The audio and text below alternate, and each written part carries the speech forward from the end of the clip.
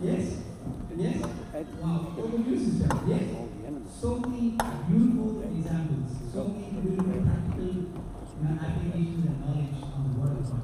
So it just feels so amazing. Amen? Amen. Are you ready for another day with Jesus? Yes? How many of you are ready for Jesus tonight? I'm so excited. Yes? Praise God. Praise God. Just before you go, before Brother will come, I just have a few announcements. First of all, they're having mass this evening, and mass is at 5 o'clock. This evening, so you can come with family and friends, you can do so. And Father Isu is celebrating mass. The same is celebrating yesterday, and also the having convocation on 4:30. That's one of the things that I thought I just mentioned it before I forget. And secondly, for some of you who are new today, some of you who are new today, the washrooms are at the back, right behind me. And also with regards to refreshments, we just wanted to make a kind request that no food is allowed in the hall because we did find some food in the hall. Please respect the hall maintenance services, so they actually don't have any members against what's been happening. And also with the food, when you actually hand the food, can you please actually leave your trash in the bin, because we found a lot of food we actually don't want at all. So if you can do that, that would be appreciated. Thank you very much. That's a kind request. And just going back to the books and CDs, how many of you have the books and CDs of Brother Johnson? Everybody? 100%? Yes? If you don't have the books or a CD, you can actually pick up one from the back. Our lovely team member Roshi is there, always ready to help you. Any questions?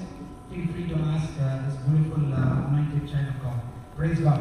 And also, before we could wind up this evening, if you have anything that you want to speak to Brother Johnson, he's free after 6 o'clock, but we are going to be going on because we need to wind up in the hall at 6:30 this evening. So if you can actually kindly cooperate in that, let's do that. Amen? Amen? So does anybody know what was the topic yesterday? Last night? We actually had topics like, how do you actually, overcome storms in life. Then we had last night was a fantastic topic. And that topic was on love. It challenged so many of us, isn't it?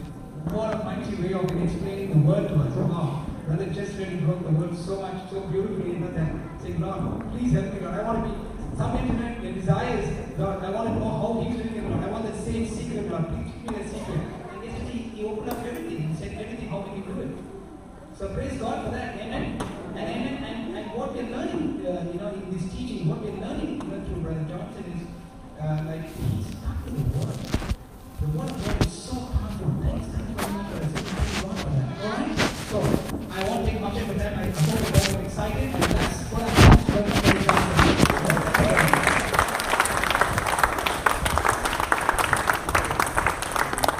I'm going to give the mic to the preacher. Hallelujah. Hallelujah. Hallelujah. Hallelujah. Hallelujah.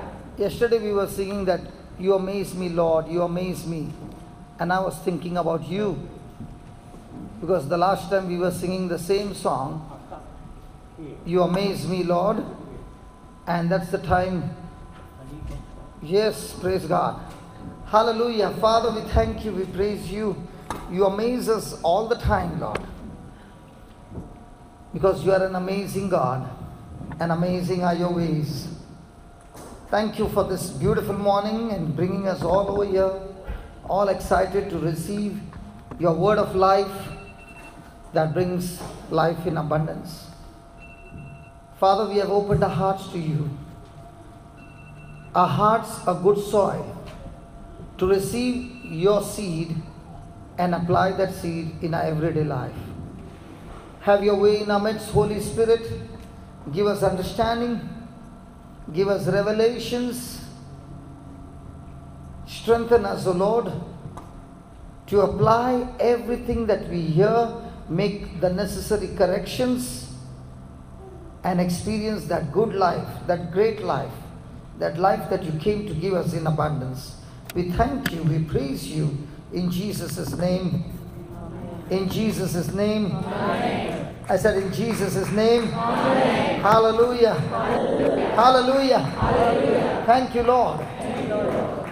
So last night we were just caught up with Jesus talking about the narrow gate and the broad gate. That there are people who will pass through the broad gate and very few will pass through the narrow gate. Let's start from there. How many of you want to pass through the broad gate? Nobody, praise God. How many of you want to pass through the narrow gate? Is the narrow gate easy to pass through? No. It's just like trying to get into a Bombay local train. Hallelujah. Hallelujah. So last night God gave me, I learned last night a new thing as I was teaching, and He gave me an example of Mother Teresa. When she came, she was not an Indian. As a young girl, came to the convent, and she was inside. For the first time she ventured out, and what she saw on the streets of Calcutta were untouchables, lepers, poor people dying on the street. And when she saw that, she could not rest. And she made up her mind that I want to leave this convent and do something for these people. With lot of perseverance, faith, endurance, she started a ministry with lot of resources coming from abroad. Yeah? With nothing. Did she have the resources? No. But why did she do that? She did only for one reason: love. And when she started, she did not even know where that would take her. But when she practiced love and love and love and love, and what was that love? How can this body of mine be a benefit to that one who is struggling, in pain, not only physical, emotional? The families have thrown them out, and she embracing them and seeing Jesus in each one of them. And that's how she started her life. And by the time she left, she built warriors like her around the world, and that is the narrow gate. Praise God. When she would have taken that flight to Calcutta, India, she did not even know that inside a spiritual womb, a conception is going to take place, and she would get pregnant with so many warriors, so many lepers receiving Jesus, not by a preaching, but by the lifestyle of love, that by the time she died, she left a legacy behind, and a good work is still continued by those who have the same vision to go through the narrow gate. I remember in one of the places where the sisters had HIV, where they take care of HIV people, and there was this young nun who was looking after them and serving them. She also got infected, and she is also one of them. So when we went to that convent and we saw her, I said, "How do you feel now?" She says, "I cannot see HIV, I can see only Jesus in them." Is that a narrow gate? Hello, is that a narrow gate? So, do we have people around who are in pain and suffering, and can we also give the love of Jesus to them? Do you know the world has always taught us love is when you receive? Amen? Come on. So that's why we have only tasted this part of love, which is a human love, which is a natural love. But the power of love that Jesus is talking about is the God kind of love, where you begin to empty yourself so that other person receives life. Praise God. Hallelujah. So, does God have love? Hello, does God have love? No, He doesn't have love. He is love. And He is love. And because He is love, He has poured Himself in us. And now He calls us also that we are love. Amen? Amen. Hallelujah. Hallelujah. Hallelujah. Hallelujah. Thank you, Jesus. So let's go to 1 John chapter 1.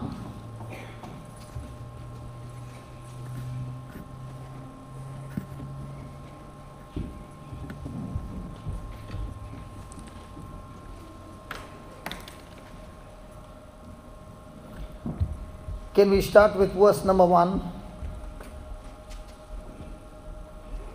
That which was from the beginning, which we have heard, which we have seen with our eyes, which we have looked upon, and our hands have handled of the word of life. For the life was manifested, and we have seen it, and bear witness, and show unto you that eternal life which was with the Father was manifested unto us. This Jesus, who is love, we have not only heard Him, seen Him, touched Him, we have also been a witness of His lifestyle of love. Praise God. Hallelujah. Hallelujah. Now this love who came to this planet, He came with a mission. And the mission was that He did not come to live His life for His own, but He came with a mission to be a substitute for mankind.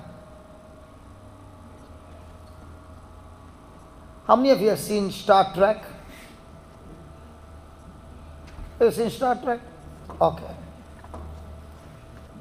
In that there is Spock. Everybody knows Spock. Now, every time they find a planet in trouble, they go exploring to set them free. In the same way, the Lord began to teach me, and He said,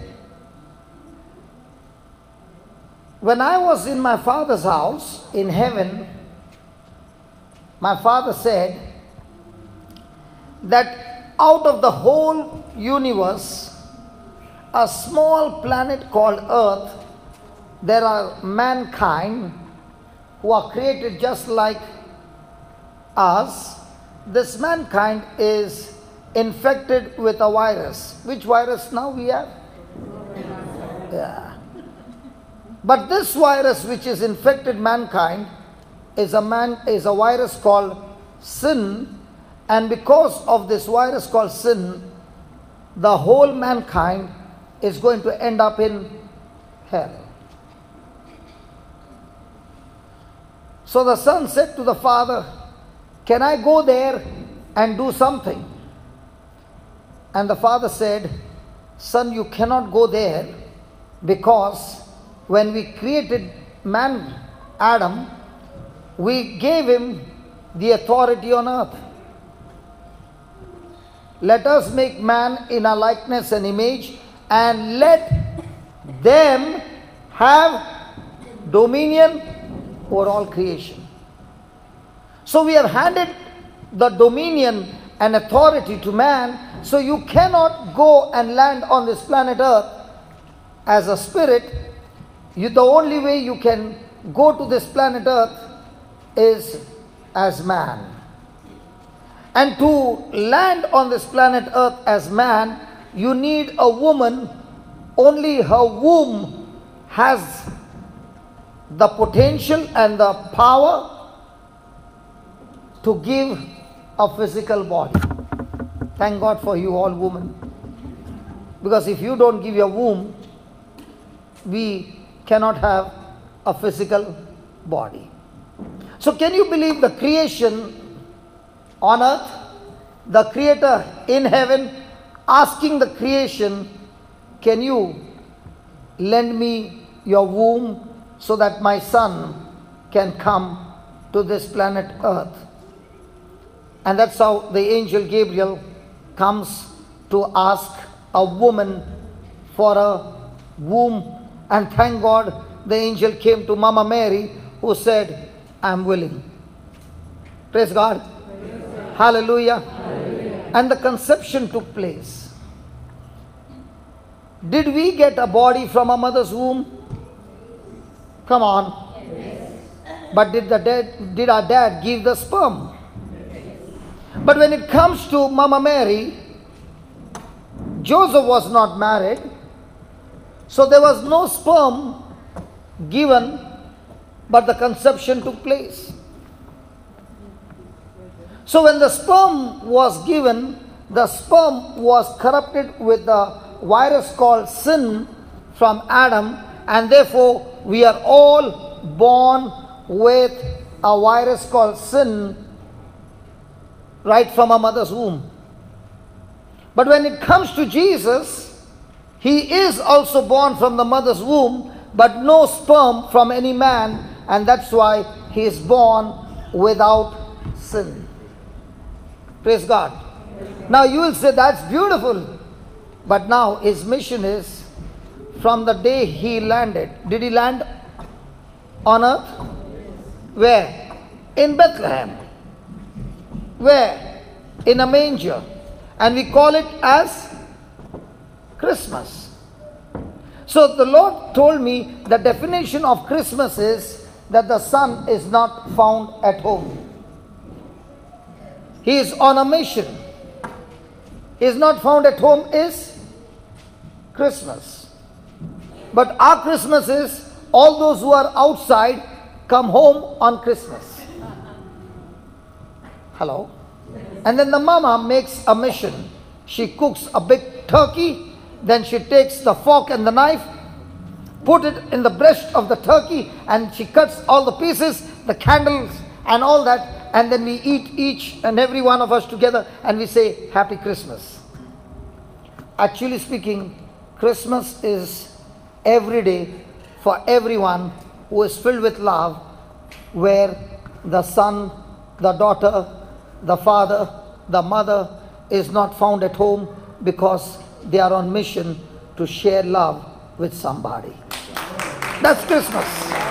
And Christmas is not on the 25th of December. It is every day. Hello? Yes. Am I found at home now? No. Where am I? On mission. Is that Christmas? Yes. Are you found at home all the time? Can we talk? Yes. Are you found at home all the time? No. Or you are found in the mall? That's Christmas. The world says Christmas is when you go and buy all the decorations and you put all the lights and everything is glittering, and when people come, wow! That's Christmas. Hallelujah. Okay. Now Jesus lands on this planet Earth, and now his mission is he has to face every temptation. Now I want you to think about, are we tempted? Yes. With the whole hell against us? Yes. No. We just get a small pinch. Imagine for the Father to send his son Jesus on this planet Earth, emptying his glory, coming in the form of pure man, even though he's God, and he has to fight the battle not as God, but as man. You know, when you read that, put that John 3:16. I'm talking about love. Put that John 3:16.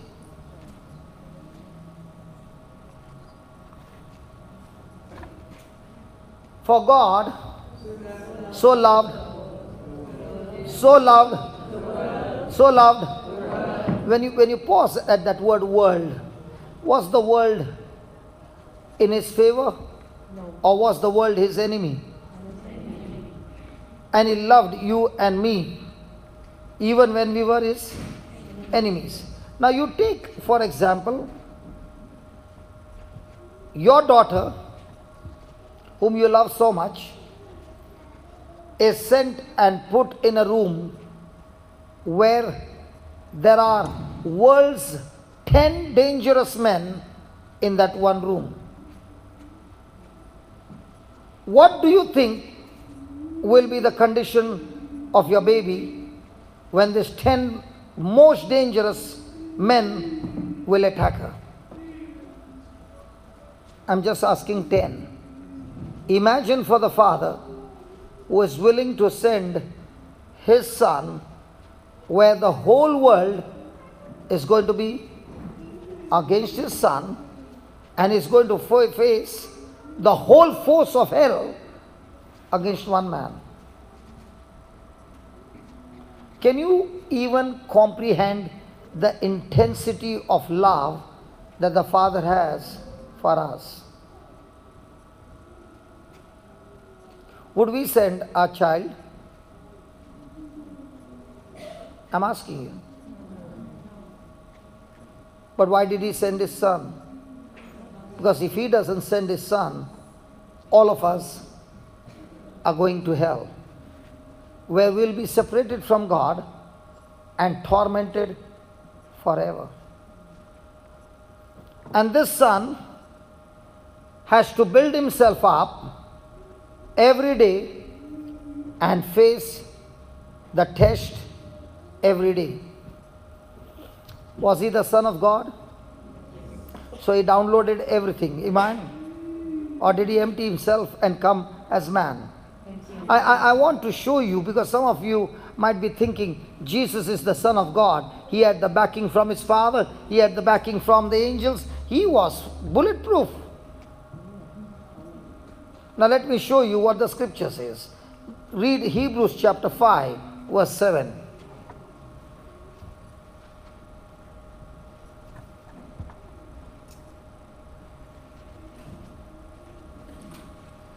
Jesus, in the days of his, so when he was in flesh and blood on this planet earth, when he had offered up prayers and supplication, prayers for himself, supplication for others, with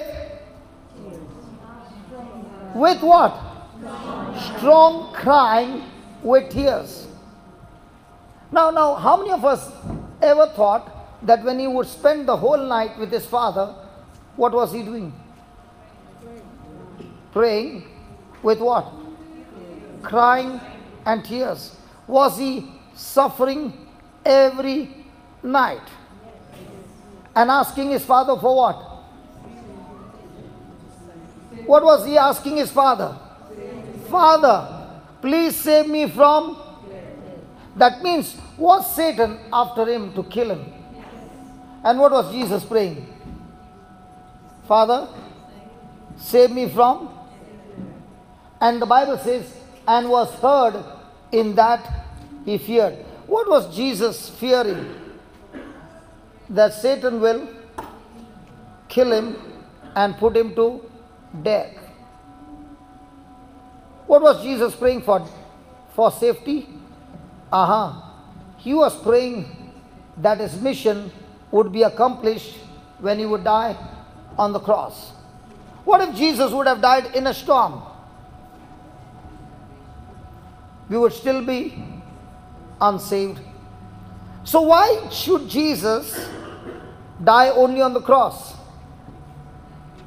Because the cross was a punishment given to the worst of the worst criminal. And Jesus, as a substitute, takes the place of a criminal, that is you and me, on the cross.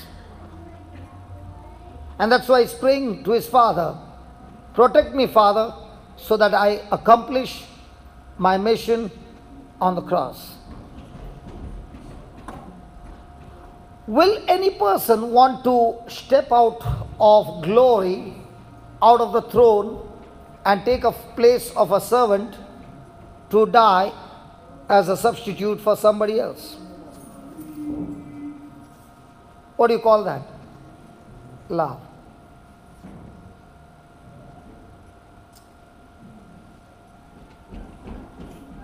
Look at the next line. He learned. Hello, he learned. Say that, learned. Say that again. Did he have to learn? What did he learn? Hello, what did he learn? How? So when the suffering came, as a human nature, he could have avoided the uncomfortable situations by leaving that place. But he stood his ground and faced every one of those suffering, but his eyes fixed on his Father.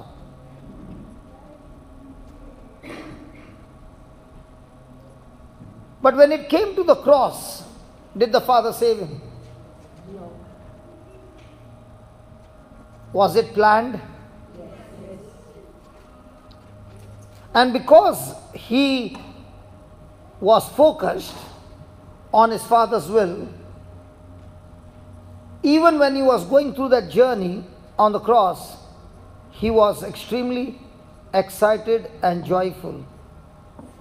You know, when somebody says, God gave this sickness to me, nowhere in the Bible it is recorded that God gives sickness to somebody. But it is surely recorded that God gave sickness to only one man, and that is his Son.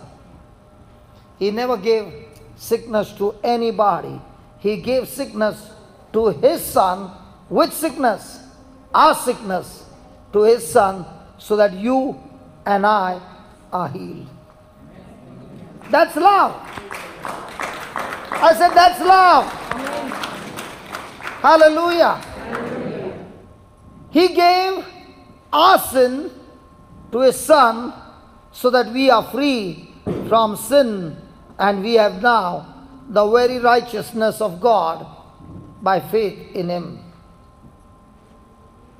God is love, but love operates by faith. Hallelujah. Thank you, Jesus. Thank you, Jesus. So, does God have faith? Yeah.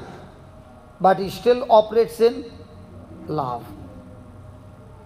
He took our death and put it on his Son so that we are free from death and we have eternal life.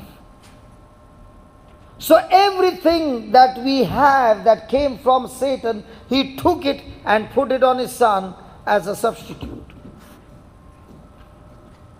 He took our poverty and put it on his Son. According to the Bible, a poor man is a person who has no food, no water, and no clothes. If you look on the cross, Jesus had no food, he was thirsty, he had no water to drink, and at the end, they took off his clothes. And that's why the Bible says, he was made poor so that through his sacrifice and his poverty, you and I receive the power to prosper.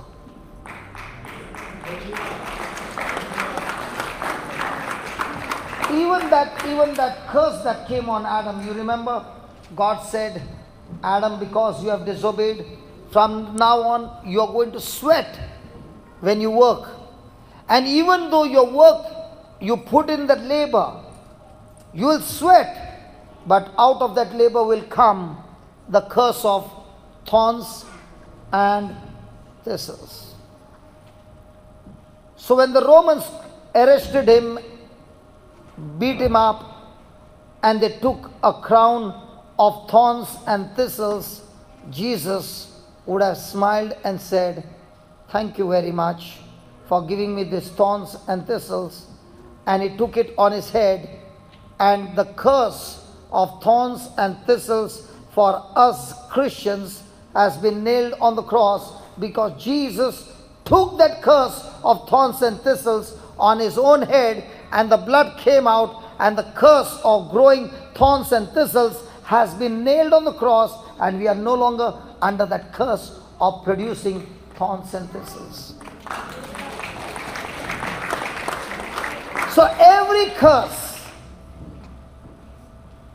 he took into himself, and that is love. And this love said to his apostles, disciples, "You stay in Jerusalem. Don't leave. I am going to my Father, but I am going to send you a person just like me." No difference, just like me. And he will come and empower you and make you just like me. And that's what happened on the day of Pentecost when the Holy Ghost came. The Holy Spirit is a spirit of love. Hello? How many of you say, "Lord, fill me with more power"? You know what's that power? Love. There's no power greater than the greatest power called love. In other words, Jesus was saying, when I am going to go, God is love, I'm going to send you love. And this love will come and dwell in you and make you walk in love. So this love will kill the selfishness and the self-centeredness, and now love will teach you to operate like God on this earth. Hallelujah. And that is what amazes, that Peter, even though he was going with Jesus everywhere for 3.5 years, still did not get converted. But when love came upon him on the day of Pentecost, that same Peter is no longer that Peter, he is changed. In the same way, we who have received Jesus have been baptized with love, and now when a person begins to understand his identity, who he is, he only begins to operate in love. No more interested in his own self, but interested how can this self be offered to God and to others. If I say I am a Christian, you are saying I am Christ-like. And Christ is love, and that's why I am love-like. Praise God. Praise God. Now somebody will say, "Brother, if that is so, then how come love is not flowing through me?" In the same way, how many of you had showered this morning? Nobody. Praise God. Did I shower? Yes. Now what I find in, sorry, those whose house I visited, I'm very sorry. I don't want to put you down, but I want to say this. Sorry, Brother Jay. In everybody's house I went, I saw only a tap. But I did not see any connection of a pipe.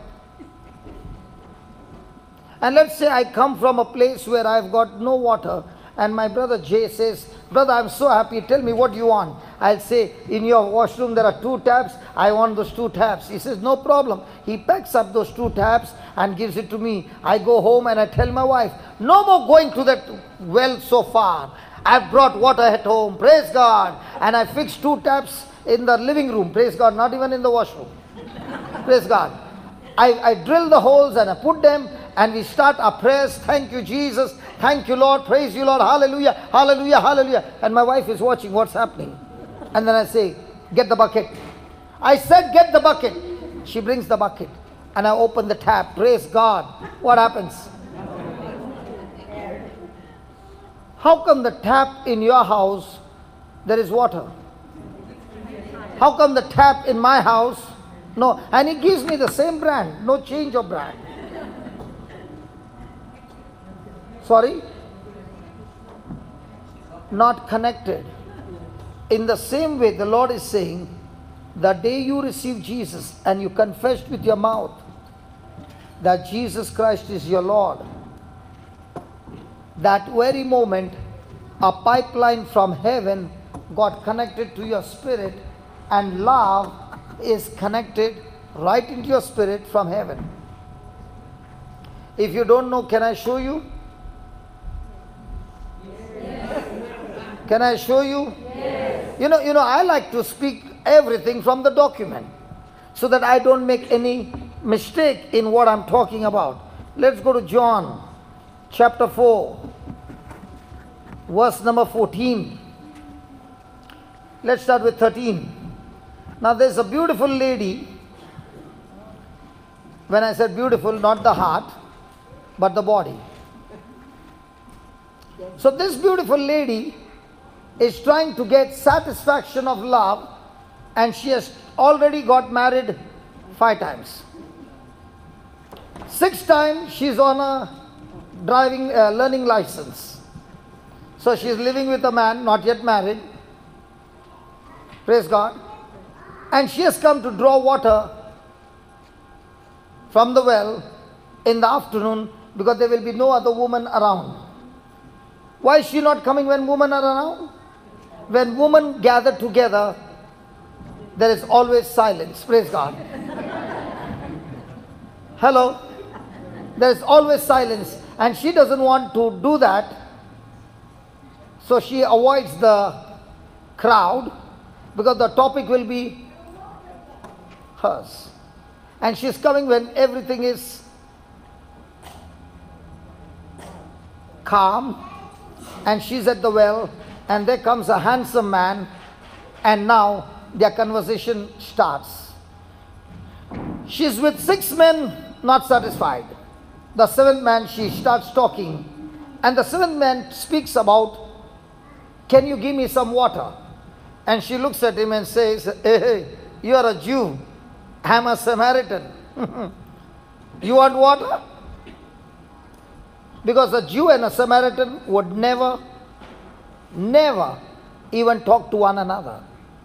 Who are the Samaritans? The Samaritans are those Jews who left their community and got married to somebody outside the community. And that's why they were called as outcast, and they all settled in Samaria. And therefore a Jew will not talk. But here is a Jew, Jesus, not only talking, asking for water. And now the conversation has gone, and Jesus is saying, listen, you are coming to take this water from the well, you will get thirsty again and you will have to come tomorrow. But the water that I give you, you will never thirst. So she says, can you give me that water? He says, go and call your husband. And that's the time she says, I don't have a husband. And Jesus says, you are telling the truth, you don't have the husband. Because you already got married 5 times, not satisfied. Now the man who is living with you is not your husband, not satisfied. Praise God. Hello, who can satisfy us? Now, did God create Adam for love? Hello? So, love was going to give love to his lovey. That is Adam. And lovey, Adam, would take the love from God and become a lover and pour love into all creation. That's the system. But when Adam committed sin, now the system changed. Now he's not taking love from the source, but he's trying to get love from the loveys. And if he's trying to get love from the lovey doesn't have the love that will satisfy him. Hello. Most of the loveys are looking to me. What you are saying is so true, brother. Who is the source? Jesus.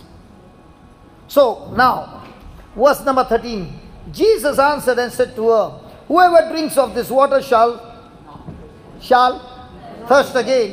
But whosoever drinks of the water that I shall give him shall never thirst, but the water that I shall give him shall be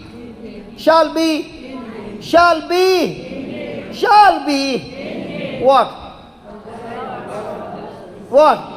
A well of water springing up into everlasting life. So where's the well? Where were you looking? Where's the well, man? And in that well is which water? Oh, look over there. Which water? Everlasting what? So what is everlasting life? Life for? Absolutely wrong. What is everlasting life? Some of them are saying, but the words are not reaching. Can you say loudly, what is everlasting life? Fantastic. Fantastic. Everlasting life is knowing God, knowing Jesus, and being in intimacy with Him.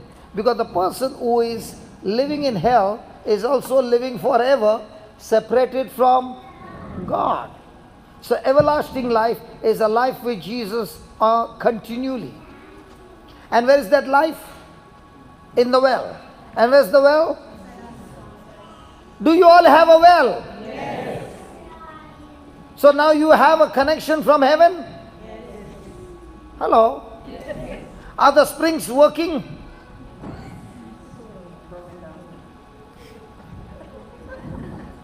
My question to you is, do you have love,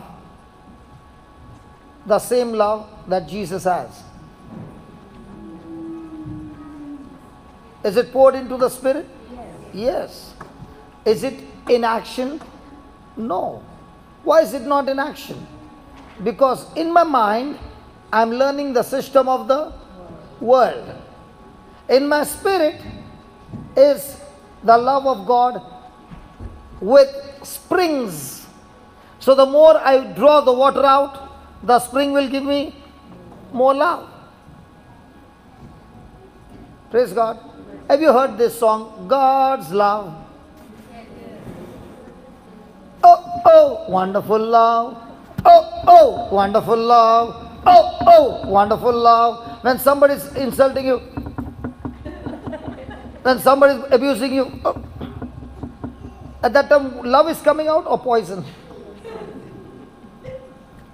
We who are born again have the ability given to us by God to pour love.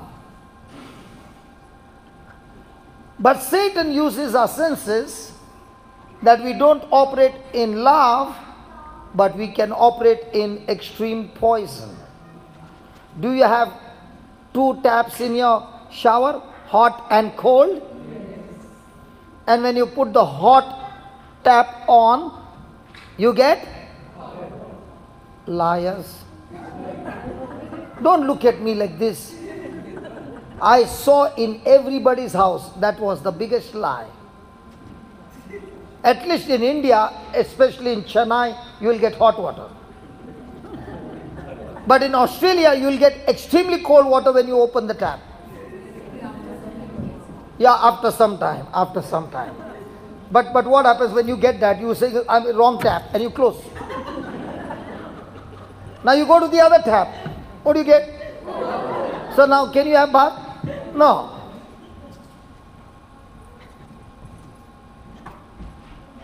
In the same way, in our lives, when you operate by faith, is it instant?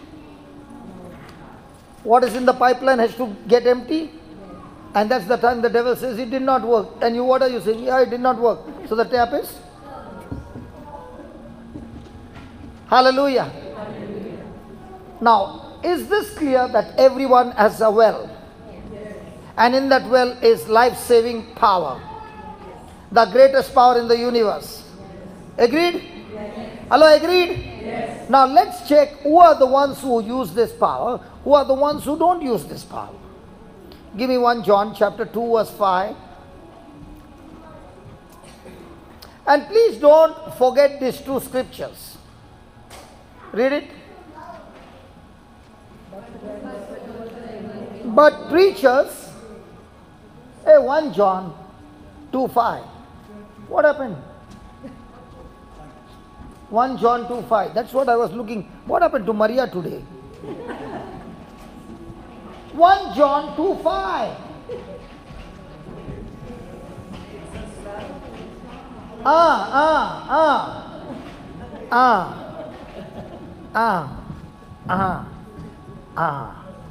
Now what did I say? 1 John. And what did she put? Hold on, what did she put? Did she put the same? She put something else. So are we in agreement? No. In the same way, God is saying something and we are saying something else. Are we in agreement? Thank you. Thank you, Lavi. The plan worked excellent. Praise God. Hallelujah. I told her, when I tell you something, you put something else. Why? Because that's how it explains the scripture. What does it say? The one who keeps his word. Now, did she keep my word? No. When I told her something, did she put what I told her? So, did she keep the word? So, what came on the screen? Something else. In the same way, when you don't keep his word, what comes on the screen? Come on. What comes out of the screen? See, one day it so happened, the car was going at a good speed, and the driver of the car thought that when it became yellow, the car in front will pass by and I also will go along with that. But the car in front suddenly put the brake. Now what was the driver behind expecting to go? Now that person also put, and the car nearly didn't kiss, but about to kiss the other car. Just survived. Now the car behind began to honk. Possible? Yes. And when that person is looking into the mirror, showing some sign language as well. Possible? Yes. Putting the head out and doing some more action. Possible? Yes. Just then the cop's car came. And the cop said to the second car, please park it at the side. Did not ask a single question. Pull the driver out, put it in the car, and put it in the prison. Now, is the driver angry? Furious. After 1 hour, the same cop came and said, I'm so sorry I mistook your identity. I'm so sorry, I never knew that it is you. Can you please let me go? And now she's saying, you should have done. Then the cop said, see, listen, it is not my mistake. When I looked at your car from behind, it says, God is love. Jesus loves, Jesus forgives. Jesus is my Lord, God and Savior. In the front I saw the rosary and so many stickers all around. I knew the driver of this car has stolen this car. Because the owner of this car can never have that fruit. So I came to a conclusion, you are a thief. So when I put you in the prison and then I began to check the registration and the license, I came to realize you are the owner. But the problem was, the sticker and you did not match. That's why I thought you are a thief.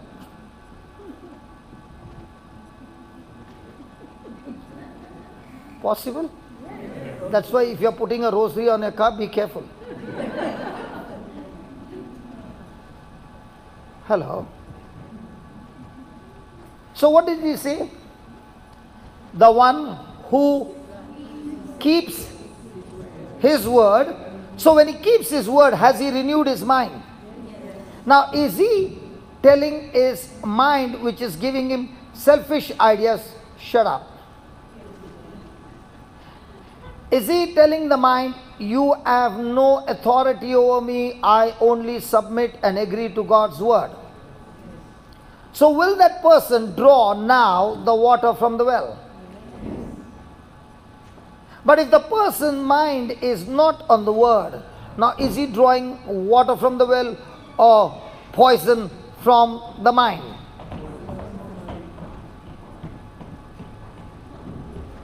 So who are the ones who will enjoy the love of God?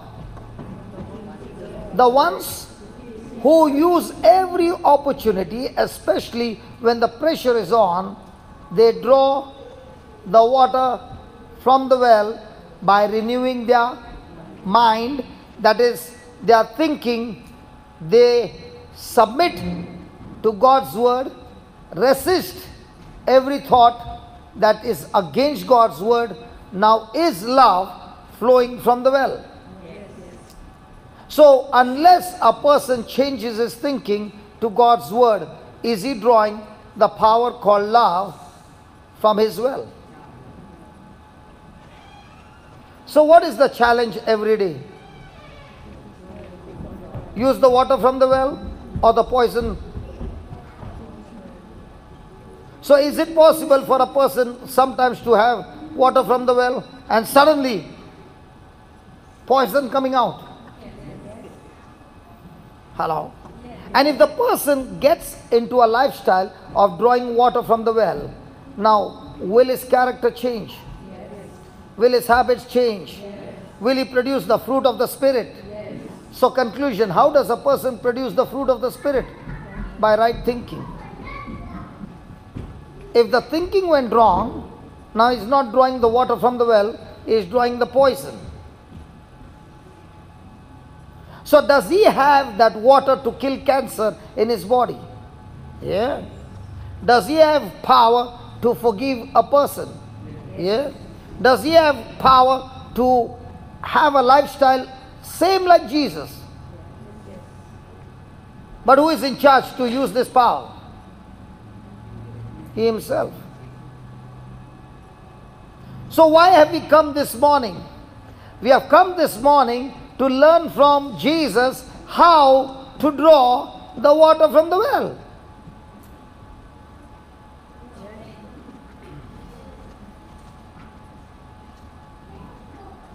And when you keep on drawing water from the well, the person who had not seen you for a long time had seen your past, and when that person meets you, the person says, what happened to you?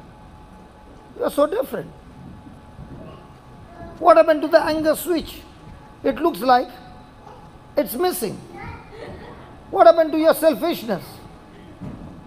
I don't see any of the switches. What happened? I have learned to draw the water from the well.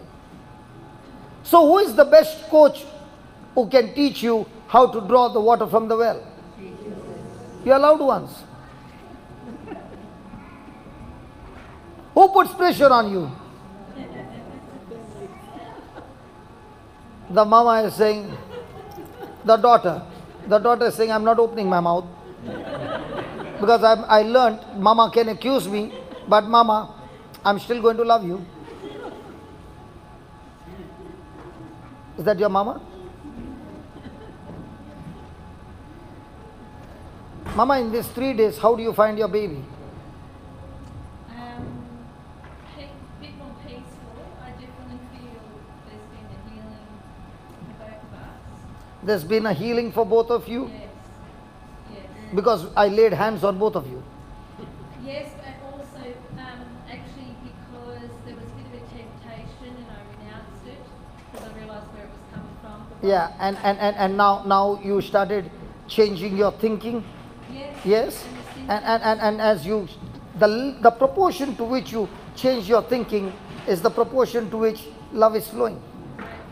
Now when you go and have a shower, do you have the freedom to choose full power or drop by drop? Imagine a person going for a shower and putting so slow 1 drop, 2 drop. So who is in charge to open the tap? And the tap will open full based on what? The renewing of your mind. So conclusion. God is giving me a GPS. He is giving me the power. He is giving me the fuel. He is giving me everything. And all He is saying is, if you just change your thinking, all this will begin to operate at the same time, and there will be a manifestation of a new lifestyle. Okay, let me give you an example. Did you see your face in the mirror today? Yeah, you. How do I know? Because you got lipstick. Correct? Now, did you put that lipstick looking into the mirror?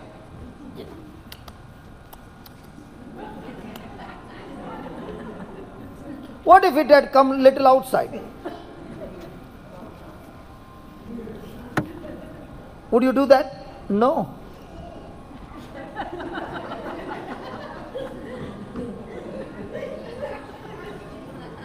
Now, why are you doing that? Because you are looking into the mirror because you have never seen your face. Did I look myself in the mirror? Why? Because I'm clean shaved. Conclusion. Men use the mirror every day. Women not necessary. Because they have no beard. Very good. You look at every man's purse, there is a mirror. But you check every woman's purse, no mirror. And I sometimes wonder, if women had beard, they would have shaved 10 times. Even that one fellow peeping out, they would have not spared him. Do they spare anyone going out of the line here?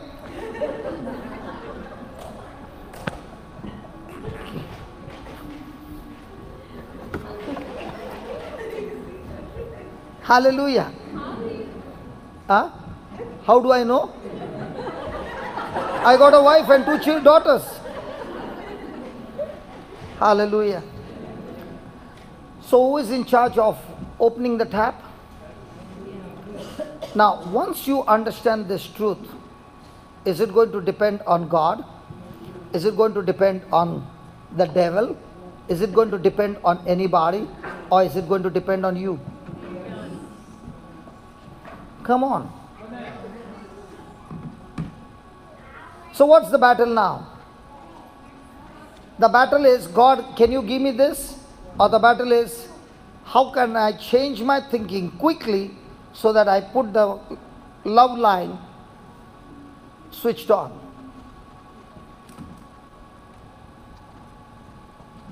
Praise the Lord. Can we give the Lord a big hand for that?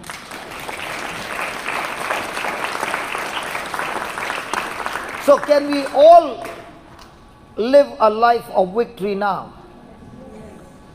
Can we have extreme battles, but can we have victory? Yes. Because love never. Hello, love never. Love never.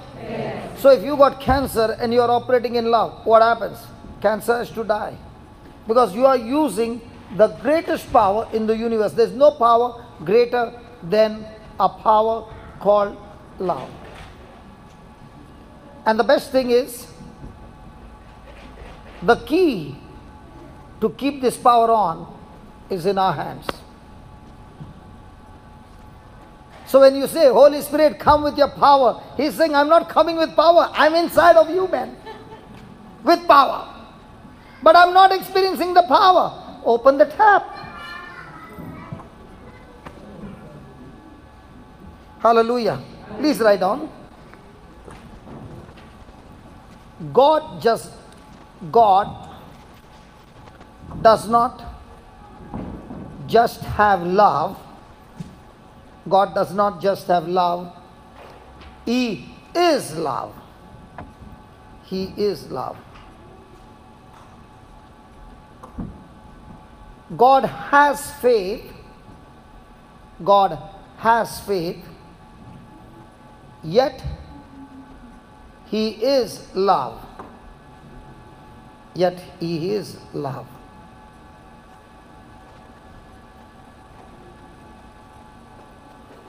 We must meditate on this truth. We must meditate on this truth until our mind is convinced,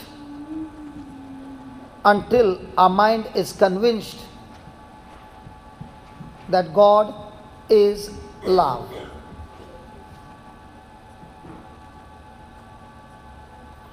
Romans 12:2.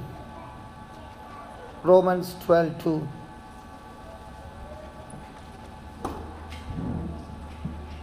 A person who does not love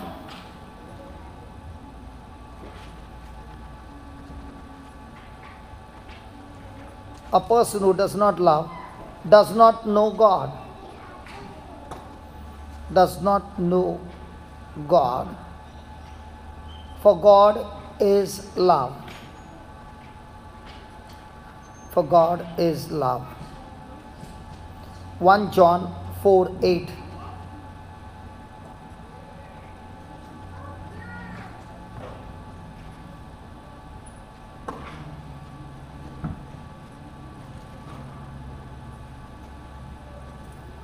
Praise God. God is? Praise God. Have you ever said this? I love this. I love that. I love. So, is that word love and the love that God is talking about the same? I love your outfit, brother. I love your arms. That jeans, I love it. Now, do we use the same word love? But when God uses the word love, what does it mean?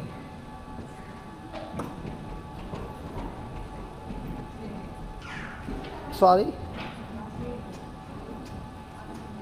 Unconditional, single-sided, no performance involved to love somebody. It is selfless. It is giving up oneself for the benefit of others. Praise God. Hallelujah. Thank you, Jesus. Let's go to Galatians 5:22. Okay, before that we'll go to Romans 12:2.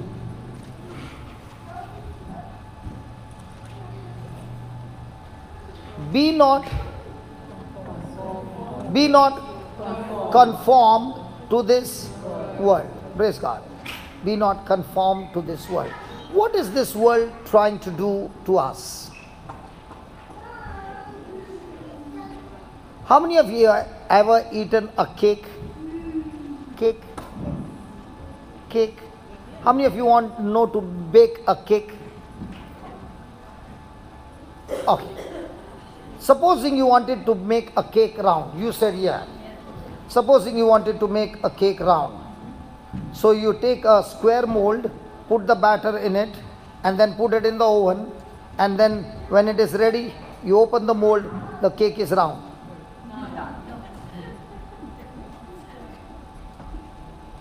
What shape will be the cake? How did you do that? It depends on the mold. And when you put the batter, you put it to the brim or half.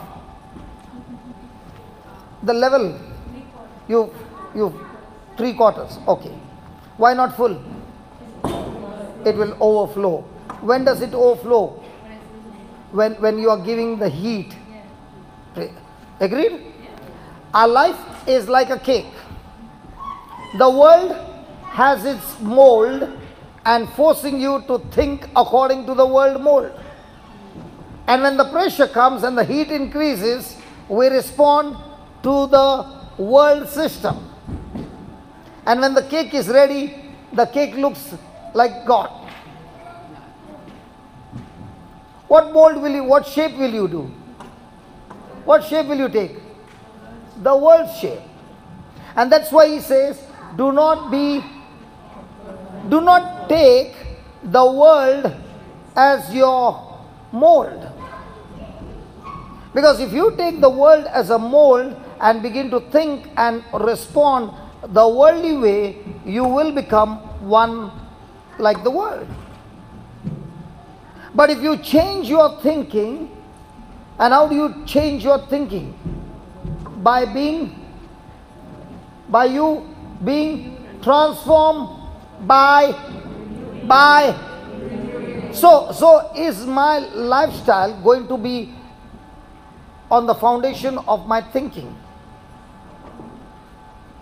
You know, somebody comes and says, hey brother, you are speaking for 4 hours and brainwashing all these people. I'm not brainwashing, the word is washing them and taking away the dirt of the world and bringing the real stuff of heaven in us. Hallelujah. Hallelujah. Has anybody ever got angry? Yes. We men all the time. Praise God. When you get angry, what is the reason you got angry? Because something you are thinking. And you are thinking on some knowledge that your eyes must have given, your ears must have given, your senses must have given. And the process was going on. And like a chewing gum, you were chewing and chewing and chewing. And all of a sudden came the fire out. Can that process go, how long does it take to bake a cake?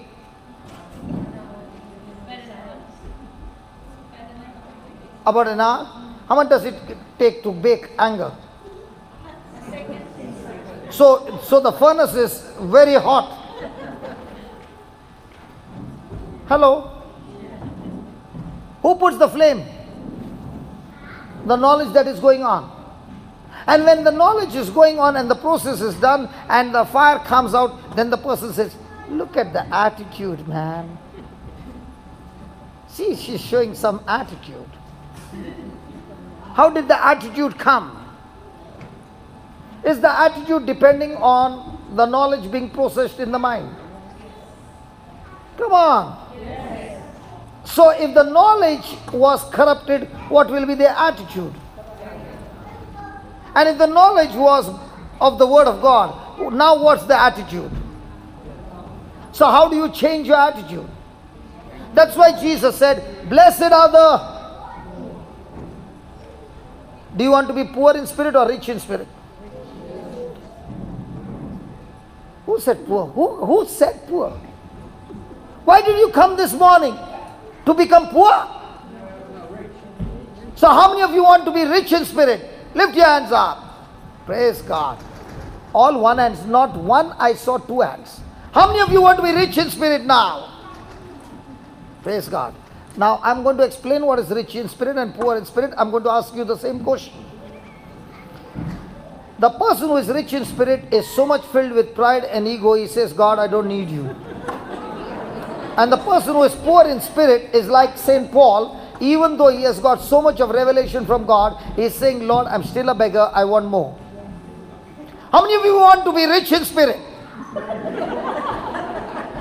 Now, did I brainwash you? No. You got the truth. You got the truth.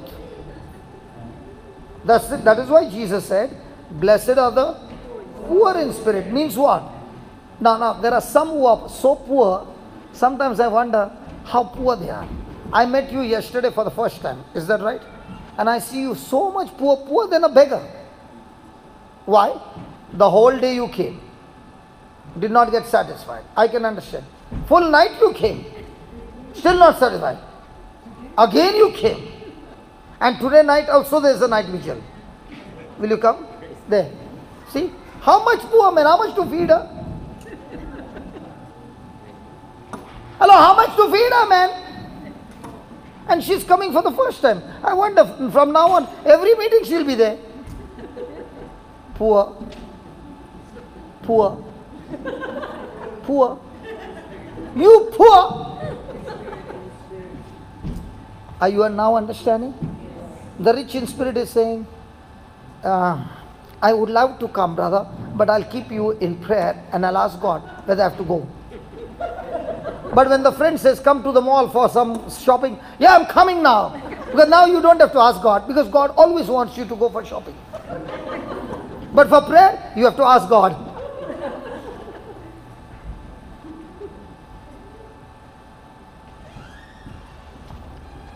So a person who is poor in spirit, is he going to draw the water from the well? Yes. And a person who is rich in spirit, he has a well, he has life, but he prefers drawing poison from the well. The prodigal son, when he left his father's house, rich in spirit, poor in spirit. When he came back, rich in spirit, poor in spirit. The elder son in the father's house, rich in spirit, poor in spirit. The elder son. Who was the good son? The elder or the younger? Oh, you. Hey, who was the good son, man? The younger or the elder? Who was with the father? Praise God. And who was the best son? The elder was more dangerous than the younger. The elder was in his father's house full of jealousy. So when his younger brother came, he was full of love or full of poison? Was he in his father's house? But was he the most dangerous fellow? Yes. But did he look very good? Yes. Praise God. So can a person be in the church all the day? Yeah. But is he poor in spirit? I don't know. Now, is it possible that a person is in the church every day and a drunkard walks in? And the preacher lays his hands on him and he gets the touch of the Lord. In 3 months, he is eating the word of God day and night, day and night, day and night. And in 3 months later on, he has learned how to draw the water from the well. Now, when he is touching people, will those people get healed? Yes. Why? Because he has learned how to draw the water from the well. And he is poor in spirit. What happens to the person who has been in the same chair for 20 years and nobody could sit on the chair? Even this and this has become a mold. There are some people, nobody can sit on their seat. Because I had that experience. That lady said, have you come here for the first time? I said, yeah. That's why you don't know. Move. Hallelujah. Hallelujah. What happens to the person who is coming for 20 years and now this 3 months fellow who was once upon a time a drunkard and now amazing things are happening in his life and through him in other people's life? Now, will that person be angry? Why is that person angry? Because he's saying, when I'm praying nothing's happening. This fellow who was a drunkard, now he's praying, heaven is opening. In God's kingdom, it does not depend on how many years you went to church. In God's kingdom, you are a Christian on the level of love that you operate. If you don't operate in love, you don't know God. 1 John chapter 4 verse 8. Now this couple have come. Praise God. Are they poor or rich? How do you know they are poor? Well, the whole night they were there for the night vigil. Again they have come. What is it? Poor or rich? And what did Jesus say? Blessed are the poor in spirit. Are you now understanding? So are you supposed to be rich in spirit? No. When you are rich in spirit, you are saying, I know. I don't need to go. I know everything. So when a person is operating in jealousy, envy, greed and offense and bitterness, is he rich or poor? Very rich. And Jesus said, blessed are the poor in spirit, for theirs is the kingdom of God. So, is it an attitude? That's why he was sharing, giving us be attitude. So how will my attitude turn from rich to poor? When I begin to renew my mind through the word of God. What does he say? He that loveth not. So if I don't have love for one another, do I know God?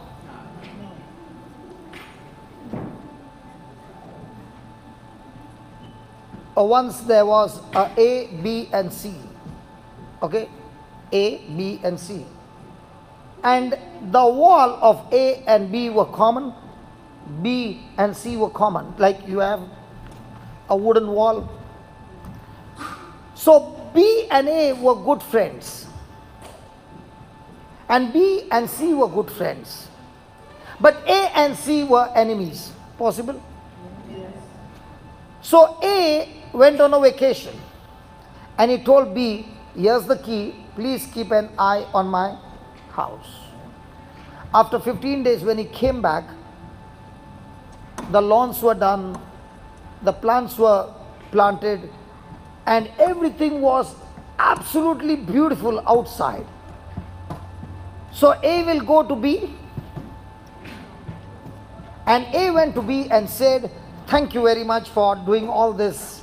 I really appreciate what you did. So B said to A, I did not do, C did it. Now what will A think? What happened to C? Will he still go and meet C for what he has done? So he rings the bell, ding dong, C opens the door and he smiles.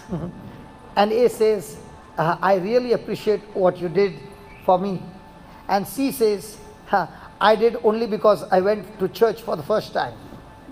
So now A is happy that C got converted, praise God. And C says, when I went to the church, I heard a sermon. And in that sermon it was said, when you do something good for your enemy, you put burning coals on his head. Now was the action right? Yeah. Was the attitude right? So is God looking at the action or is he looking at the attitude? Yes, God. I can see burning coals on some people's head. Hallelujah. Hallelujah. Hallelujah. Thank you, Jesus. Okay, let's go to Galatians 5:22.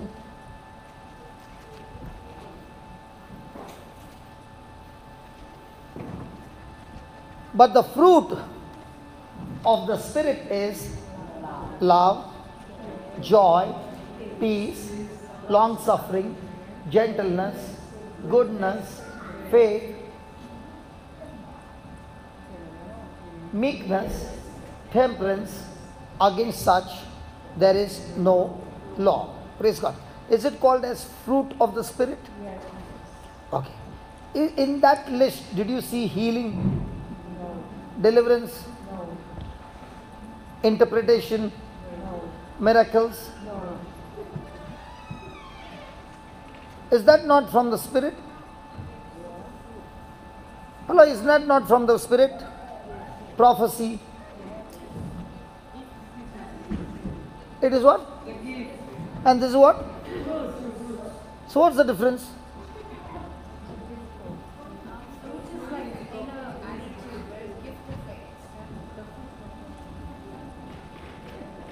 When does a person get gift? When you go to God.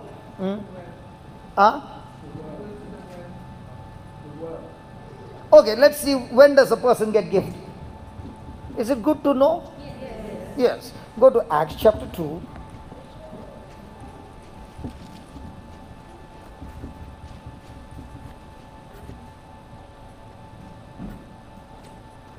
Verse number 38.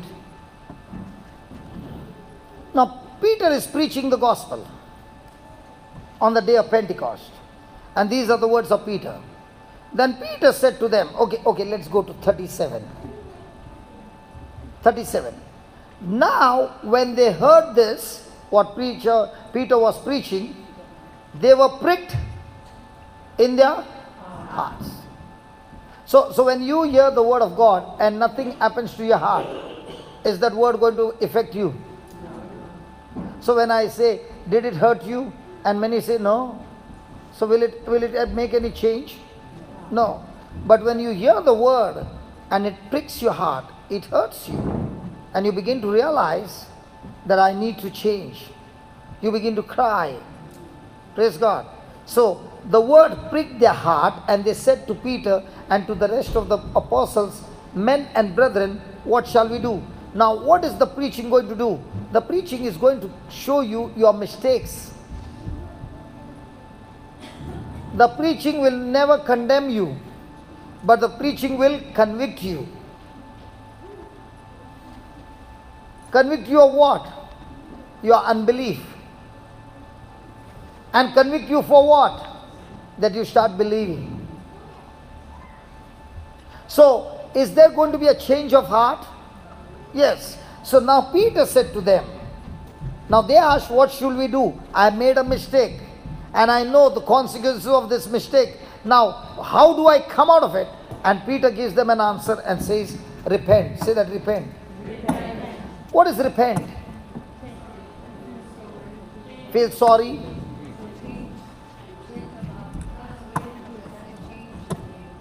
Change your behavior and your action. Praise God. What is repent? Accepting your fault, feeling sorry for your sin. None of that is repent. Repent simply means change your thinking. And change your thinking in such a way that you are thinking, I don't want to take that way again, is repent. See, if a person changes his action and doesn't change his thinking, he will once again fall into wrong action.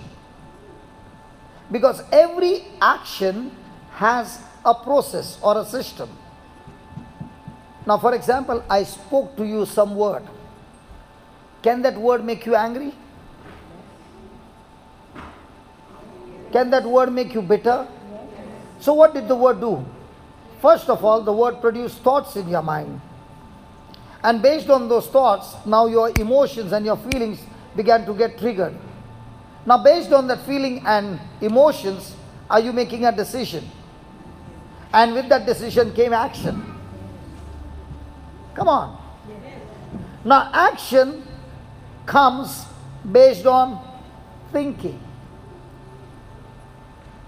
So now Peter is saying, this is what the gospel says. Can you change your thinking and believe in what the gospel says? So what is the gospel doing? The gospel is changing my thinking.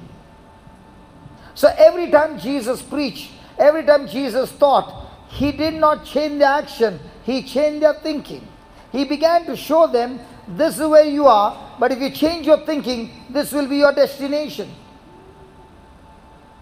So people who began to change their thinking and agree with him began to believe in him. So when a person agrees with a thinking and he begins to believe, he takes the corresponding action based on the thinking. So the thinking is the root and the action is the fruit. Now what C was saying, the action was right, but his thinking was. So even though he did that, does he still love A? No, he still hates him. Are you following? So the kingdom of God is all about changing your thinking. And once the person's thinking has changed, has the mold changed? Now when the pressure comes and he keeps the same thinking, will it take the new mold shape? Are you following? Are you following? Whenever we have lost a battle, we have lost a battle first by changing our thinking. A person takes an action based on his thinking. The word of God is powerful to even operate your mind. Why? Because it has the power to change your thinking. Even if you have got a stronghold for years and years, and you have been a slave in a particular kind of thinking, but when you take the word and start hearing it over and over again, that word is Jesus, He will destroy the negative stronghold and change your thinking. Hallelujah. Right thinking will destroy wrong action. Right action does not change wrong thinking. Again, right thinking will change wrong action. Right action does not change wrong thinking. The Word of God changes my thinking. So when a person is in depression, what does that mean? His thinking is opposite to God's word. And now the same person is listening to the same word over and over and over and over again, plugging his ears and listening to the same thing again and again and again and again. That word which is alive is the seed. It will destroy the wrong thinking and replace it with the right thinking. That's how people come out of depression. Hallelujah. Hallelujah. That's how I came out of my psychiatric issues. The word. Hearing it over and over and over and over again. Now when the word is being heard over and over again, and I've changed my thinking and I've agreed with God's word. Now is the power flowing from the well? Yes. Come on, is the power flowing from the well? Yes. Has Satan got power to stand against the life that is in the well? No, he leaves. So how do I tap into God's power? Hearing the word over and over again. And Peter says, repent and be baptized, every one of you, in the name of Jesus Christ for the remission of sins. And, come on, read that. And, so how does a person receive gift? By repenting. It is not by your sweating. It is by change of. Do you have hands? Hello, do you have hands? Yes. Do you have hands? Yes. Do you believe in Jesus? Yes. But have you repented? Your repentance is, I have hands, I am baptized, but I've never believed that my hands can heal people. Now Mark 16 was 17. Mark 16 was 17.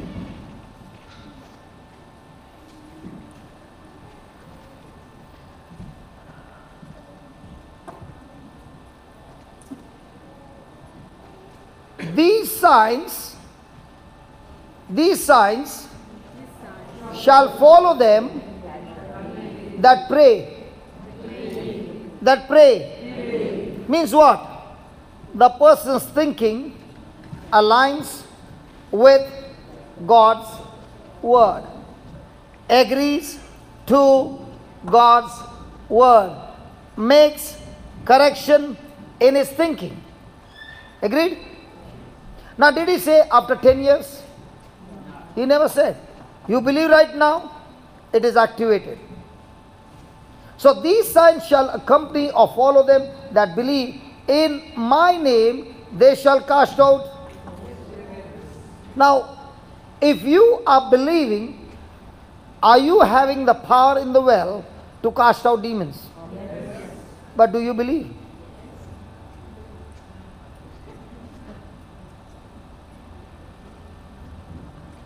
Believe me, when I go to Africa, in Uganda, there are thousands of people.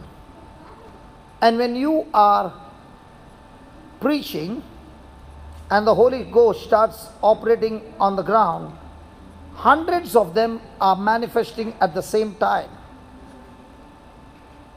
If you really want to see the Bible in action, go to the poorest of the poor. You will see Jesus at his best.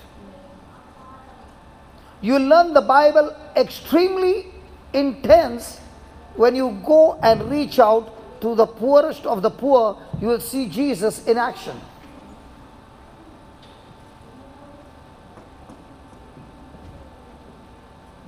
There are times when somebody says, when you go there, don't you think that spirit will attack you? He never said that.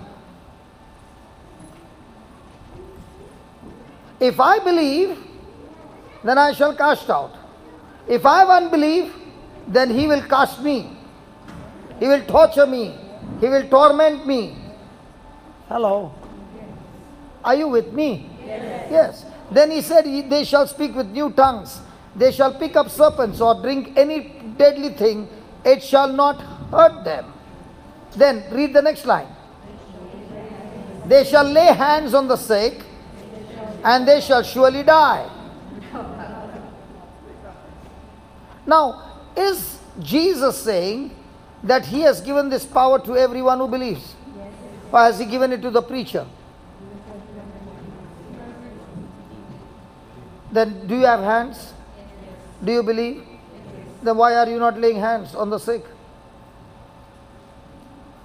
Imagine for the mother whose baby is crying the whole night with fever. And the mama is doing everything. She's holding the baby in her hand but not exercising the authority.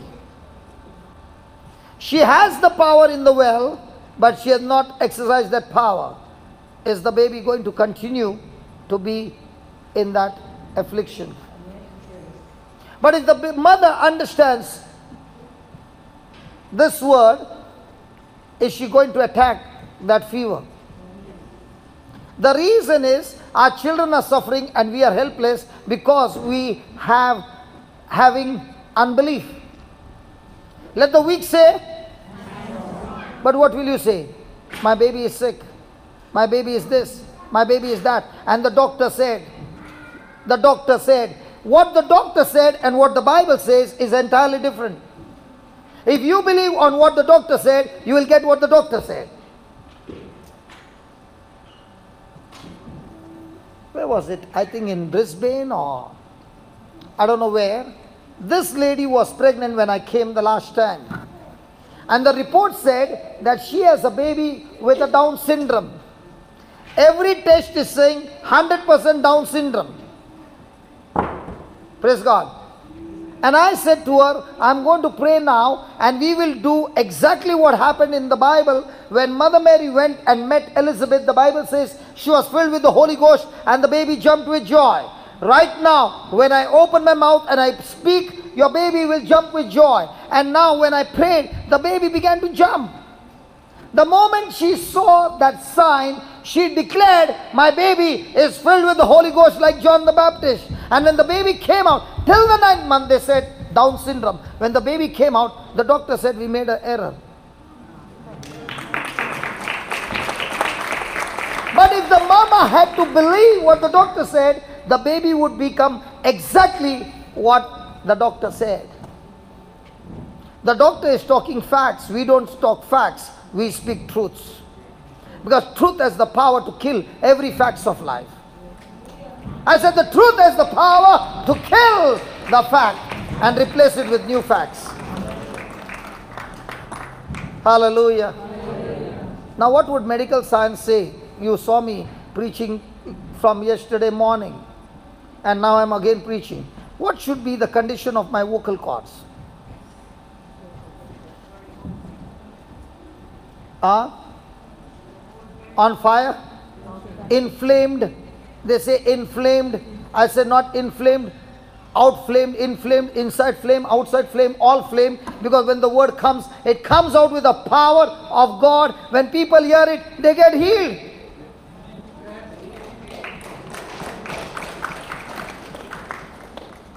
You know, people talk about jet lag, right? I never get a jet lag because it's not in my system. What I think, I become. You think the world way, you become one like them.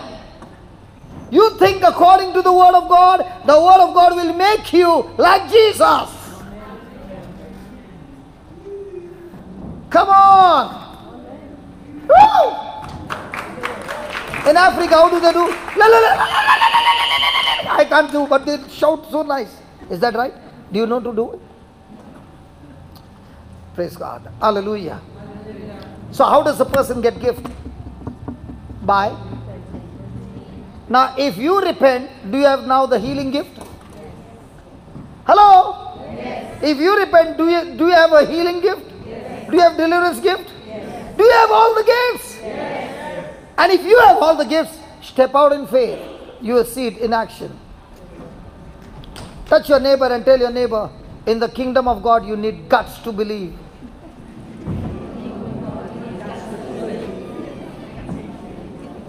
Look at your neighbor's eyes and tell your neighbor, you need guts to believe.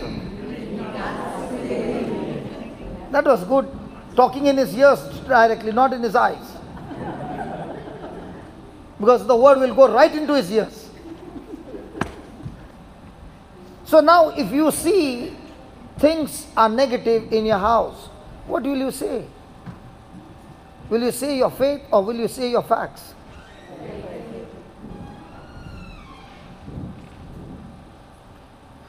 And that's why people remain in bondage for years, because they go every nook and corner and keep saying, please pray for me. Why?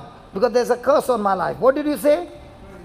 There's a curse on your life. Even if it's not there, it has just got activated by your words.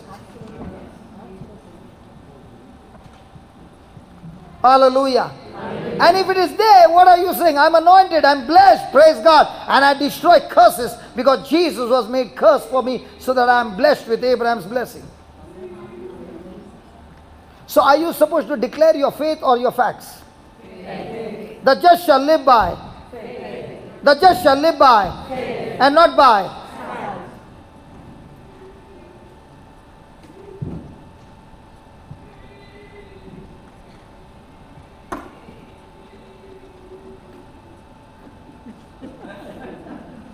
Did you see him coming and touching his wife and saying, I'm here, darling?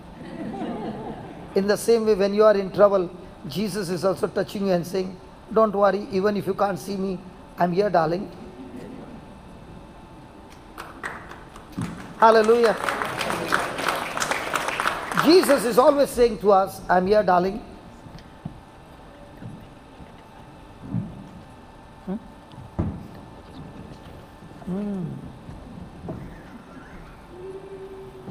Was it John who came and told you? Thank you, Jesus. How many of you know what he told me? You know John so well. Hallelujah. John is so compassionate, he's always looking at your stomach condition.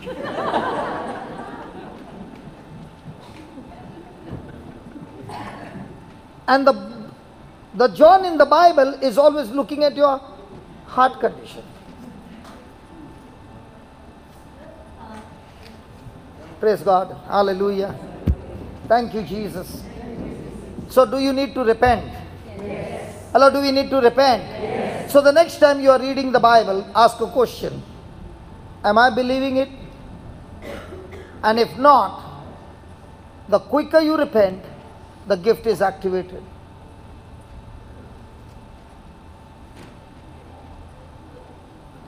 God is my witness, okay? When I got touched and then the Holy Spirit touched me and I began to study the word, when I saw that word, I said, from now on I cast out demons and lay hands on the sick and they get recovered. And the first person I laid hands in my life was a person with TB last stage. His legs were like my arms. You must be 36 kgs, never got out of the bed, suffering from HIV. For 7 months, and you know, I could not bear anything dirty. I will start puking. If somebody is puking, I can't stand. I will end up doing that. And I'm laying hands on him, and that's the time he urinates. Okay? And that urine is touching my pant because I'm kneeling down and praying. Believe me, I should have been puking, and I continue. And the preaching is over, the praying is over. Nothing happens. And the person who took me, he calls me in the evening and he says, I've got news to tell you. This boy got out of the bed after 7 months and began to walk. My first person I prayed in my life. And that was the day the Lord delivered me from puking.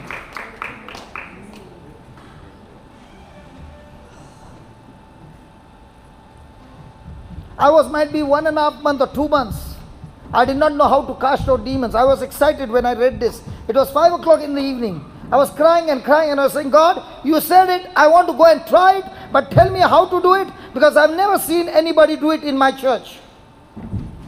And I went to the playgroup leader and I said, come on, let's go and cast out demons. He said, do you know how to do it? I said, no. He said, I also don't know.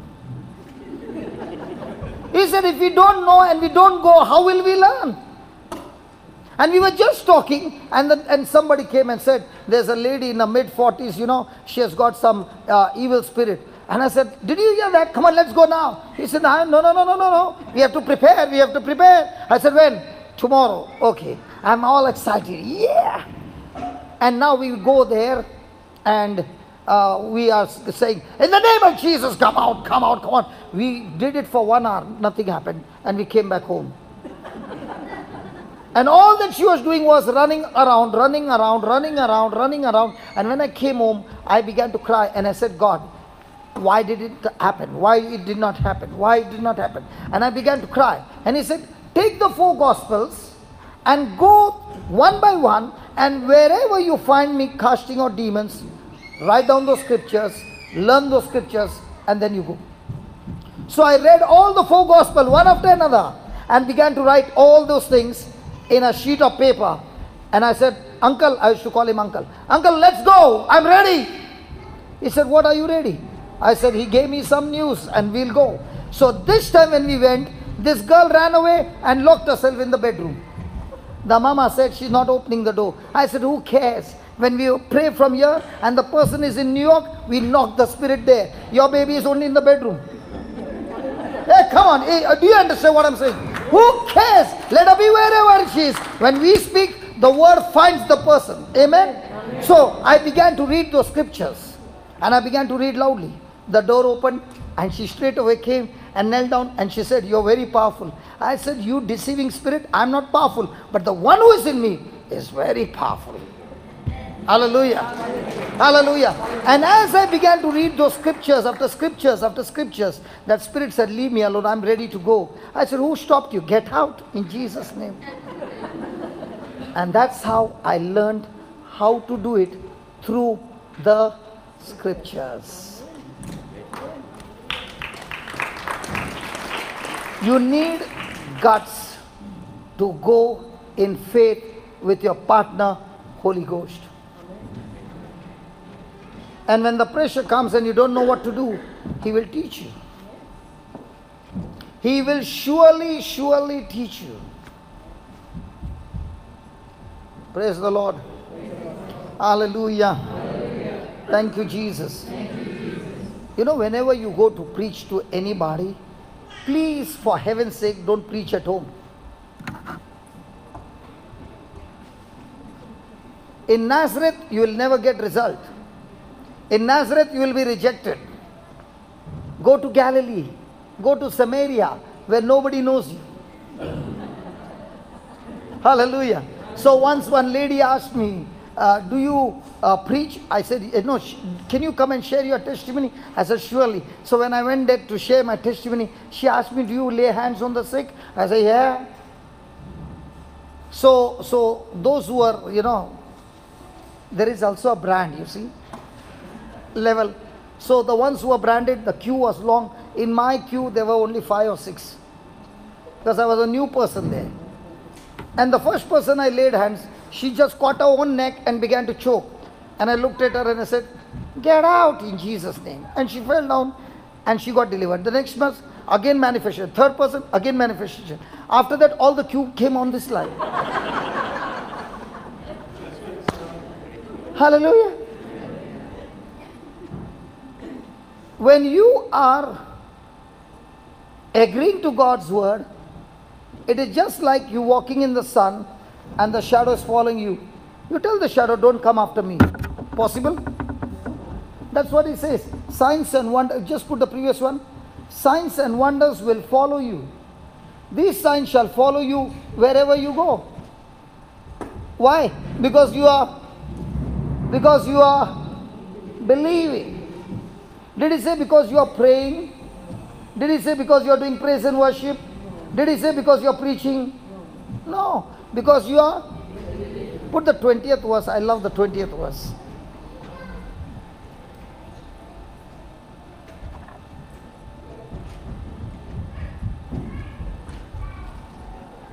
And they went forth and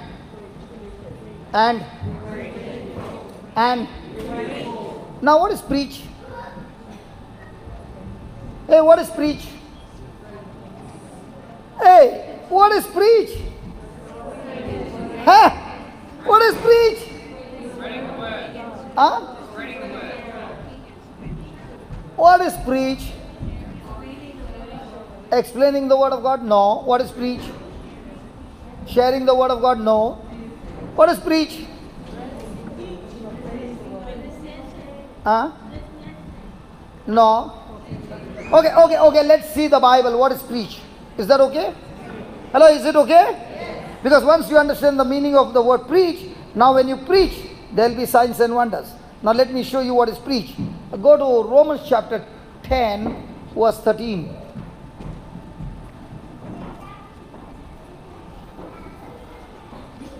Read it. Whosoever calls on the name of the Lord, whosoever calls on the name of the Lord shall be saved. Next line. How then shall they call on him in whom they have, and how shall they believe in him of whom they have not, and how shall they hear? Aha. So what's the job of a preacher? Hey, put that again. Come on, read that again. How shall they call on him in whom they have, and how shall they believe in whom they have not, and how shall they hear without a... So what's the job of a preacher?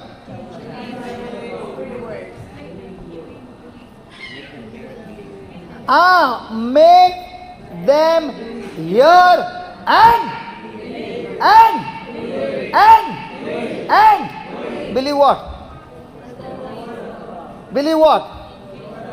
Believe things from seen to unseen. If the preacher is not able to make you believe with understanding of the scripture from seen to unseen, he has not done his job.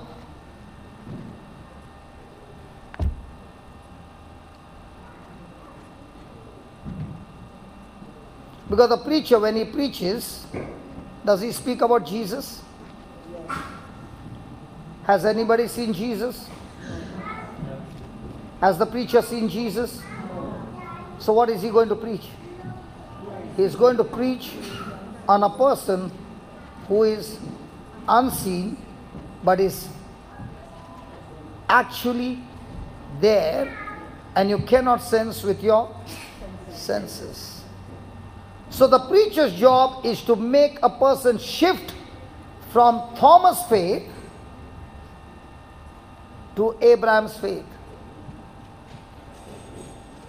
If the preacher has not destroyed that Thomas faith, then the people are still in Nazareth. But if the preacher is able to destroy the Thomas faith and with understanding brought you into Abraham's faith, the preacher has done an excellent job. Result is guaranteed. I said result is guaranteed. Now, Sister Rita, I can't forget you. You are in this same place. and you had allergy of food. And I did not know the intensity of allergy that you had. Is that right? And for you, even a bread coming a feet from you would also affect you. And you began to study the Word of God for a long time, sitting here. And then we said, are you ready to eat? Now the kind of allergy that you had, bread, milk, jam, this, that, correct?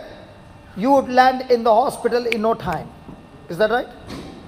But after understanding the truth, the person who made the sandwich, he put all the poisonous things for your body, and you said, I choose to believe what the Word says and not my experience of that poisonous food for so many years. Now, who shifted you from your experience to what God has promised you? The preacher. And when you were convinced, you got assurance, you ate it and ate it and ate it, and you're still eating it. And now you're looking also nice. Can I share something? Yeah, please. I just met Rita. You just met Rita. And we actually just recently went to a coffee shop. You all went to a coffee shop. And Rita and I ate a scone which has wheat, gluten and flour in it. And cream and jam. And I didn't know this until I just heard this from you. So you got evidence. I've got evidence. You got evidence.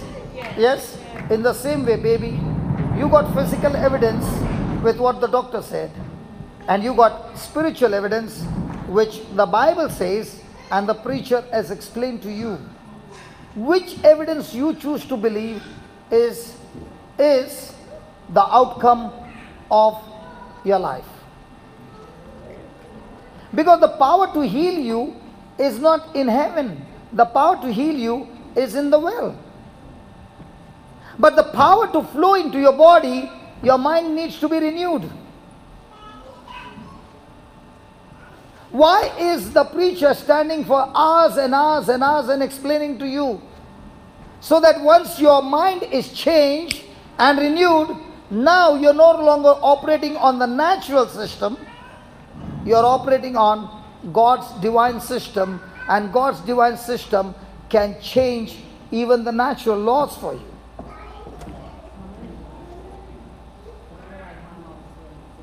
Come here, I want to hear you, because your voice is not coming.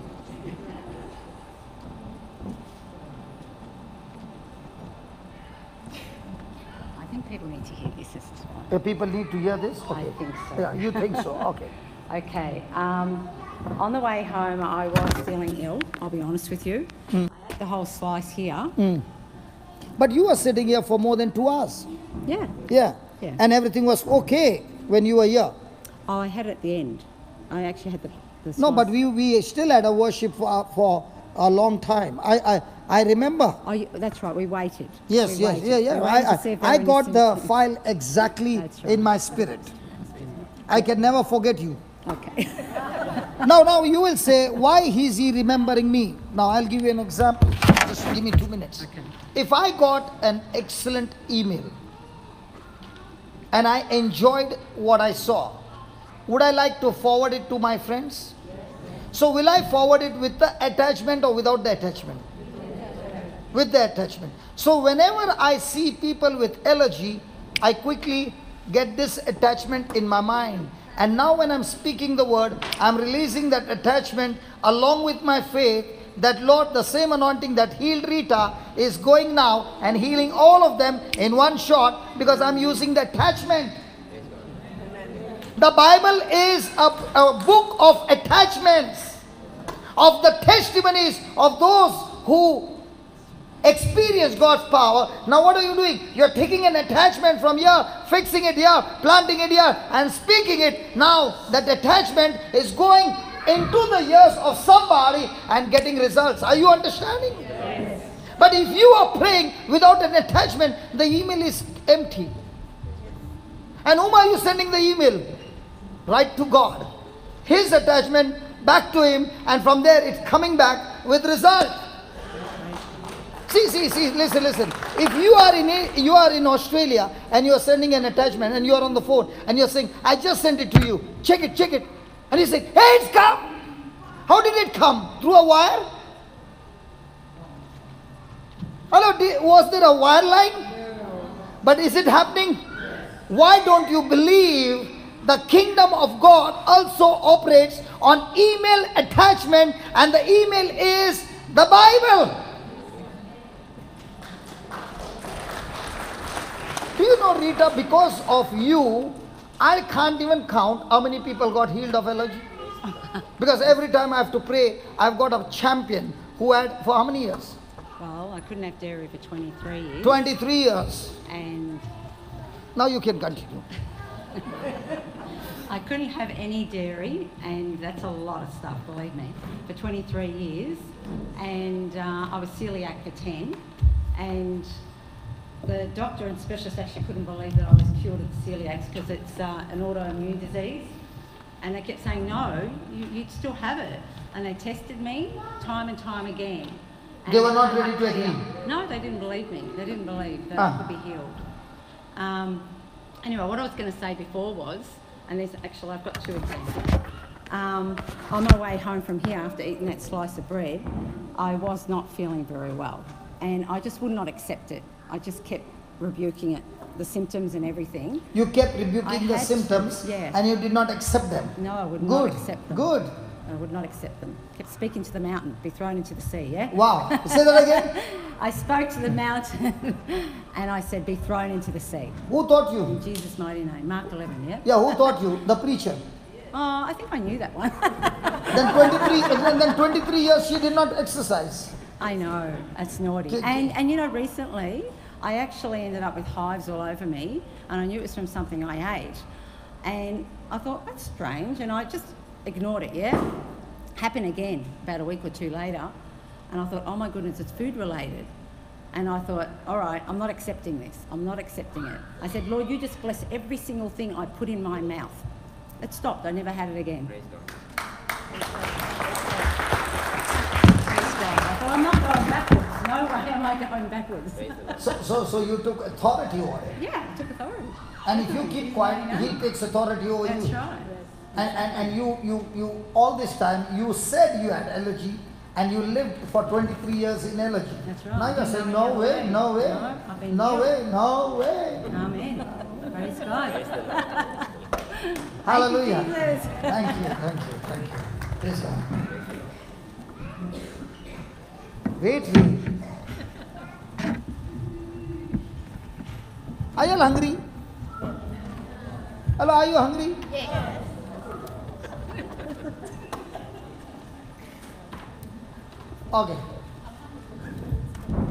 Okay, last slide. Okay, give me the 20th verse. 20th verse. Mark 16:20. So now do you understand what is the preacher's job? And they went forth and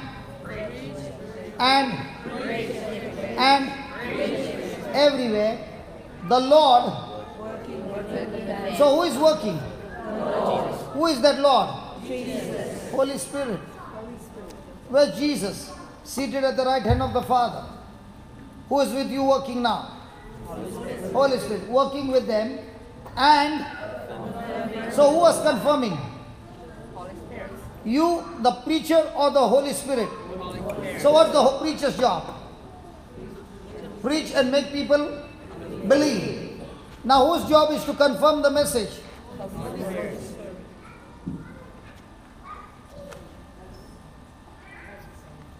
Praise God.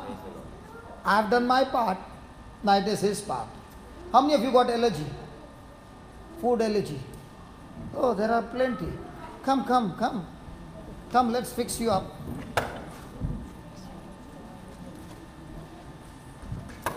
What allergy you got? Milk. Lactose. Milk. Good. We got milk in stock. What do you got? Yogurt.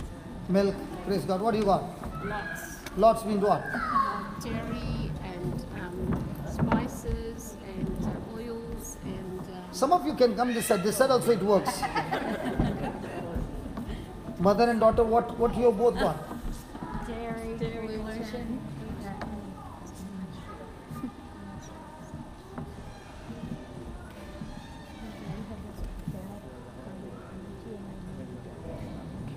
And sugar,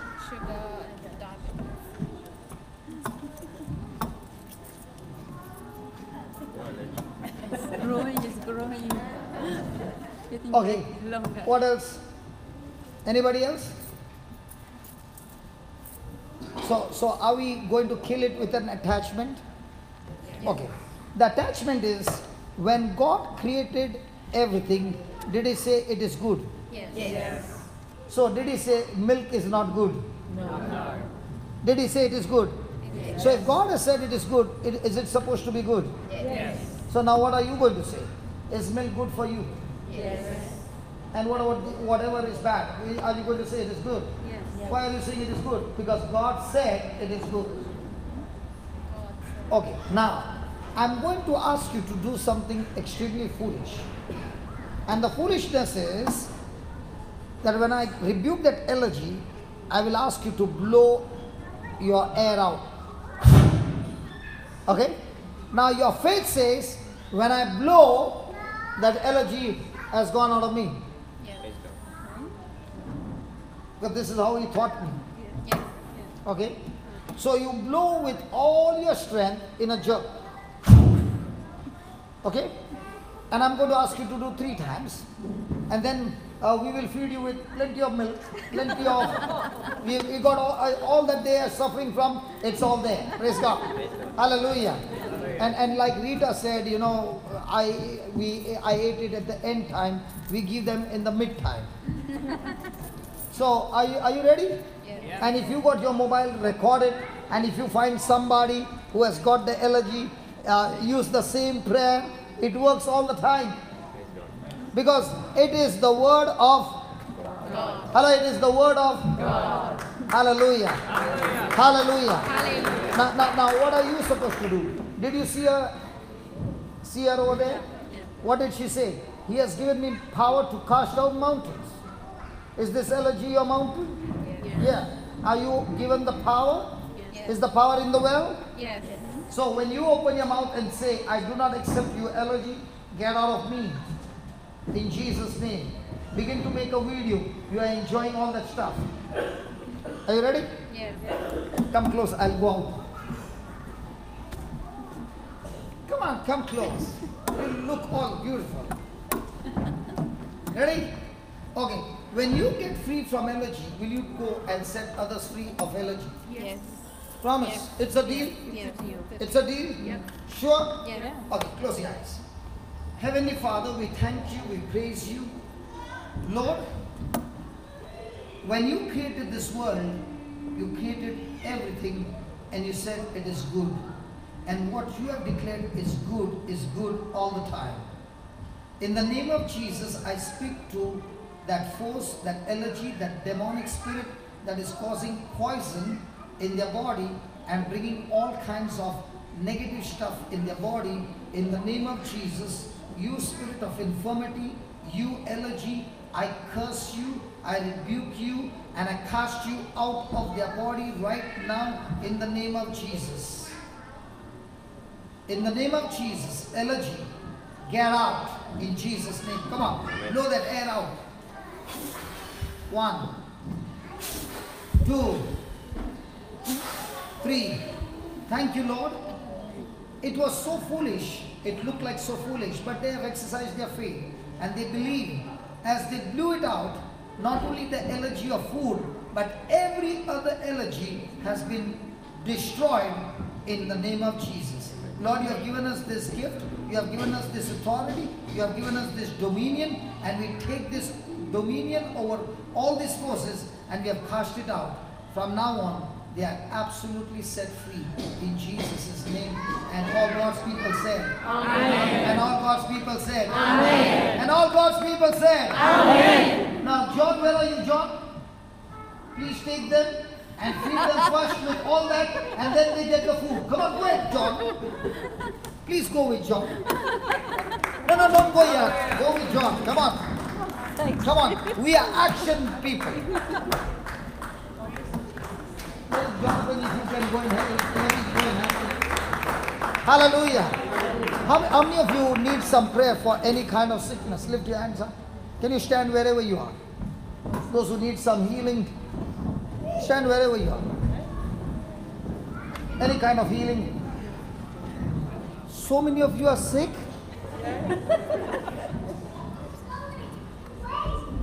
Okay, close your eyes.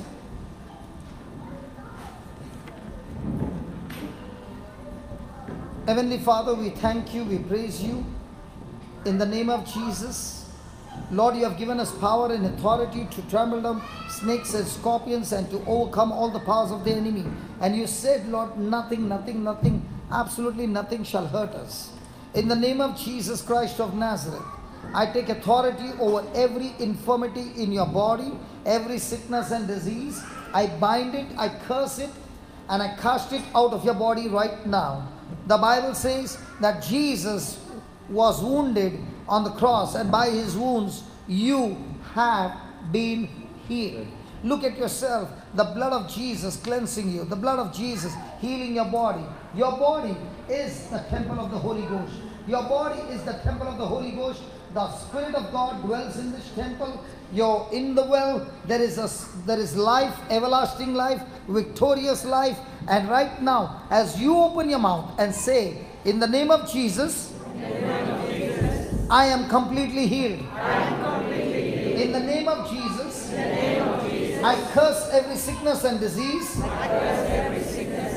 It is dead from the root.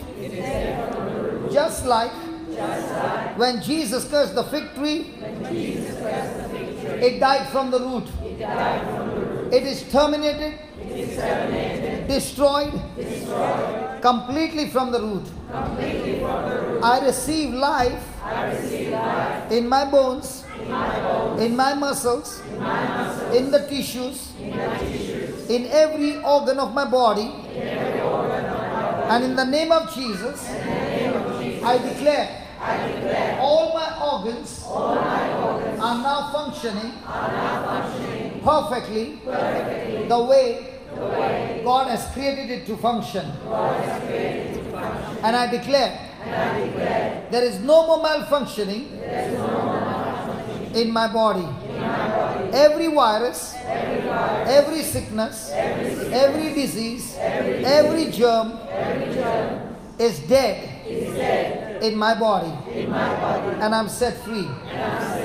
I thank you, Lord, for this creative miracle that you have performed right now by the power of the Holy Spirit. And I'm completely set free.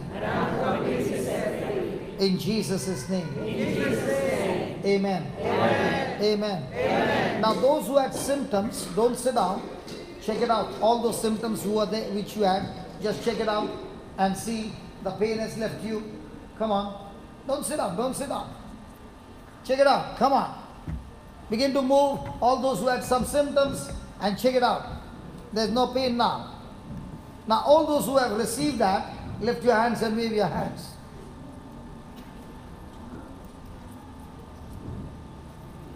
Praise God, so many. Okay, now, all those who have got tumors or lumps in your body can stand up, others can be seated. If you got a lump or a tumor in your body, you can be standing. Now, is the lump internal or you can feel the lump? Internal? You can feel. You can feel it. Or is it internal? Feel it. What about the others? You can feel it. Okay. What about you? Why did she sit? You don't have. Okay. Now, the lump which you can feel now will be removed and you will have no trace of it. Okay? Are you ready? And the ones who are internal will be destroyed as well. Are you ready? Close your eyes. Heavenly Father, we thank you, we praise you. O Spirit of God, you are in our midst, and right now that person who is hearing this word, you are working a surgery in his body. In the name of Jesus Christ, I am speaking to that tumor, I am speaking to that lump, I am speaking to that cancer. In the name of Jesus, the Word of God says that the Word of God is alive, the Word of God is full of action, sharper than a two-edged sword. Lord, right now your Word, which is a two-edged sword, has entered the ears and reached the place where that tumor is, where that lump is, and by the power of your Spirit, that is the sword, right now I see with my eyes of faith, Lord, that the sword of the Spirit is uprooting or cutting that tumor and performing a surgery in this person. And in the name of Jesus, O Spirit of God, thank you for performing a complete internal surgery and destroying that lump right from the root, that there is absolutely no evidence, no physical evidence of the tumor in the body anymore. Spirit of God, we thank you for this creative miracle. Yes, this creative miracle and setting this person free. Thank you, Father. Thank you, Father. Thank you, Jesus. Thank you, Holy Spirit, for they are loosed in Jesus' name. Amen. Amen. Now, can you check?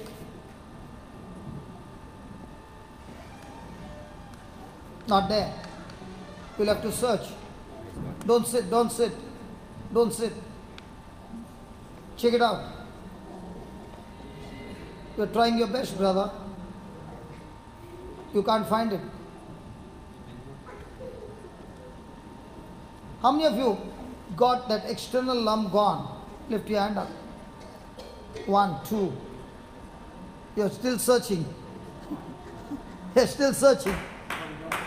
Can you come here? Can you come here? All of you who got healed, come here. Come here, come here, come here. What about your arm? Is it still there?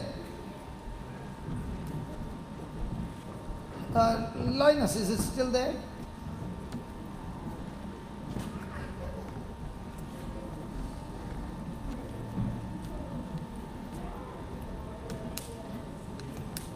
Has it become very soft? Ask her. Like a jelly. Okay. Yeah, brother, you were searching for a long time. What were you trying? As I was diagnosed with some hernia here on the left side. So I met a specialist 2 weeks back, and I was told that I may have to go for a day procedure. Okay. So I had that small lump this side, but now I think I couldn't really feel it. Because it's gone. That's what I told you. I think so. What do you think so? I think so. Are you a man? Or you think so? You're not saying anything. Are you a man? Yes. Are you thinking you're a man? No. You're sure? You're sure? Yeah. So also be sure that it's gone. Don't be wavering. Thank you. God bless you. Yeah. You quickly experience what was wrong with you.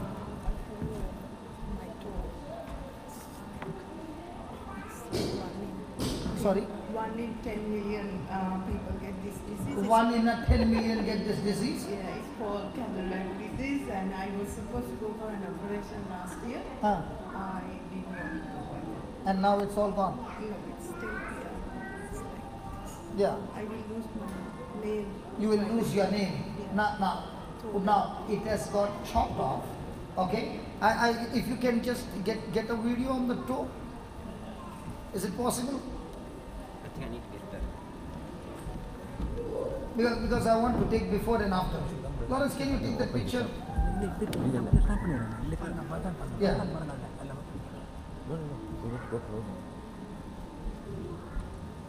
And Brother Lawrence, also don't forget to take a phone number, because we will be in touch with her, because she will show us before and after. Yep. Praise God. Thank you so much. But the pain is left. No, but now the pain is left. You can't really walk. Can you I walk? can walk now with shoes. Without shoes it's Okay. difficult. Okay, remove your shoes and walk. I'm so sorry.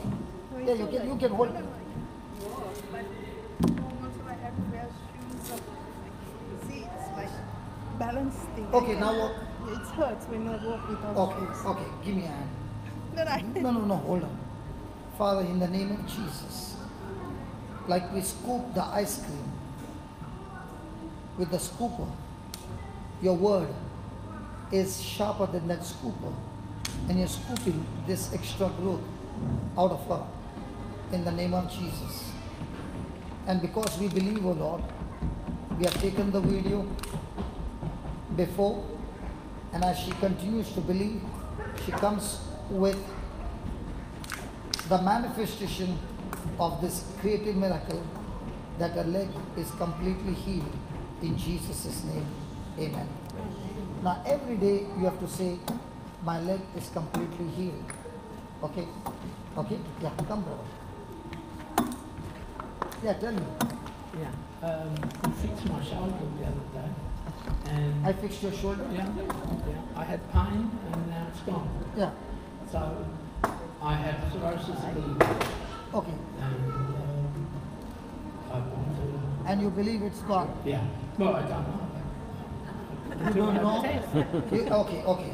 Does the Bible say by his wounds you have been healed? Yes. So the truth says you are healed. Yes. The fact says it's still there.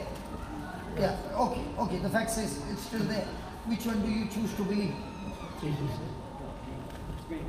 What? The Spirit. What? That you will be healed? Yes.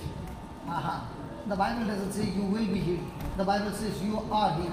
Right. Which one do you believe? I'll be healed. Again you are saying I will be healed. And the Bible says you are healed. I am healed. So now can you keep saying that every day? Yes. Put your hand over there and keep saying, thank you Jesus, I'm completely healed. And we will see your test report. Okay. That's how it works. See, as long as you're believing I will be healed, you did not agree with the word. But when you put your hand over the fact and speak the truth, because the Bible says I'm healed, I'm healed. Now you will see the difference. Okay? Thank you. Thank you. Yeah. Tell me, Baba. Praise God. Okay. So can you say loudly? I had a hernia on the right hand side of my stomach and the side of my tongue. Okay. And now you can't feel it now. Praise God. Congratulations. Yes, brother. I've got prostate cancer. Okay. And it's 1-4 right now. The height of the cancer. And I'm having needles every 3 months Okay. for it. So we'll cancel it. In the name of Jesus, we curse that cancer. We curse every infirmity in his body. And we thank you, Lord, from the time we saw him last time and this time, there's such a great change in his body, in his bones. And we thank you that even this cancer has been killed from the root and this brother is completely healed. We thank you, Lord, as a woman gets pregnant, so is he pregnant with the healing, and the baby is delivered after 9 months, but the pregnancy continues. In the same way, all those things that were going against him, the pregnancy has turned everything that was going against him has been terminated, and now everything is going in his favor according to your word. We believe it, we confess it, and we receive it in Jesus' name. Amen. Thank you. Amen.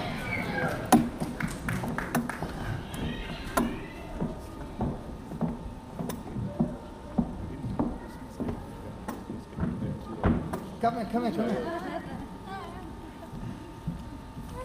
Tell us, he is talking about you. Yeah. Tell us, what happened?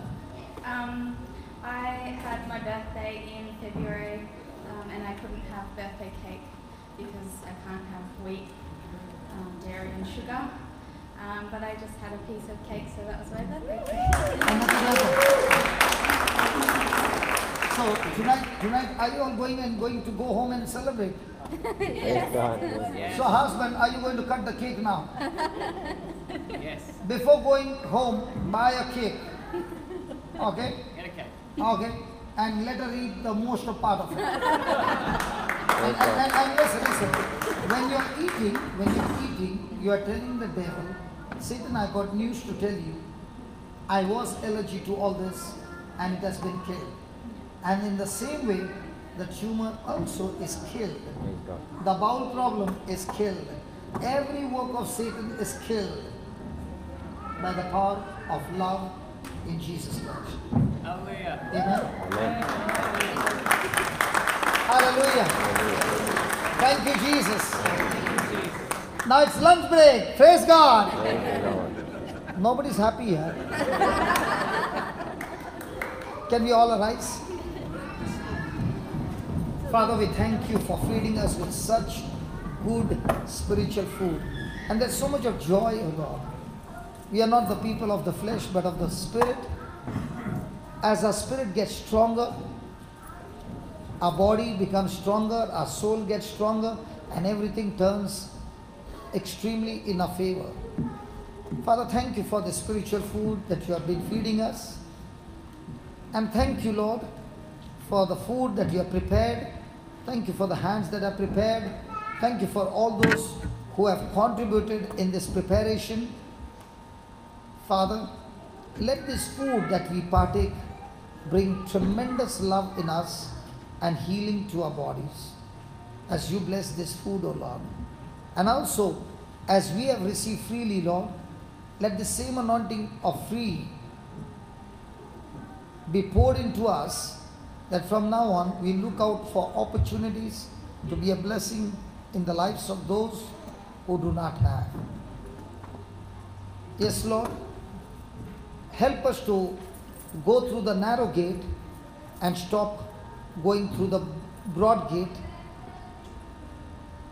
By faith, we believe none of us will ever step on the pathway to a broad gate, but force ourselves against the world force by operating in that unconditional love. We thank you, we praise you for all that you are doing and you continue to do in our life. In Jesus' name. Amen. So we'll go for lunch and come back in 30 minutes, please. Please. Thank you.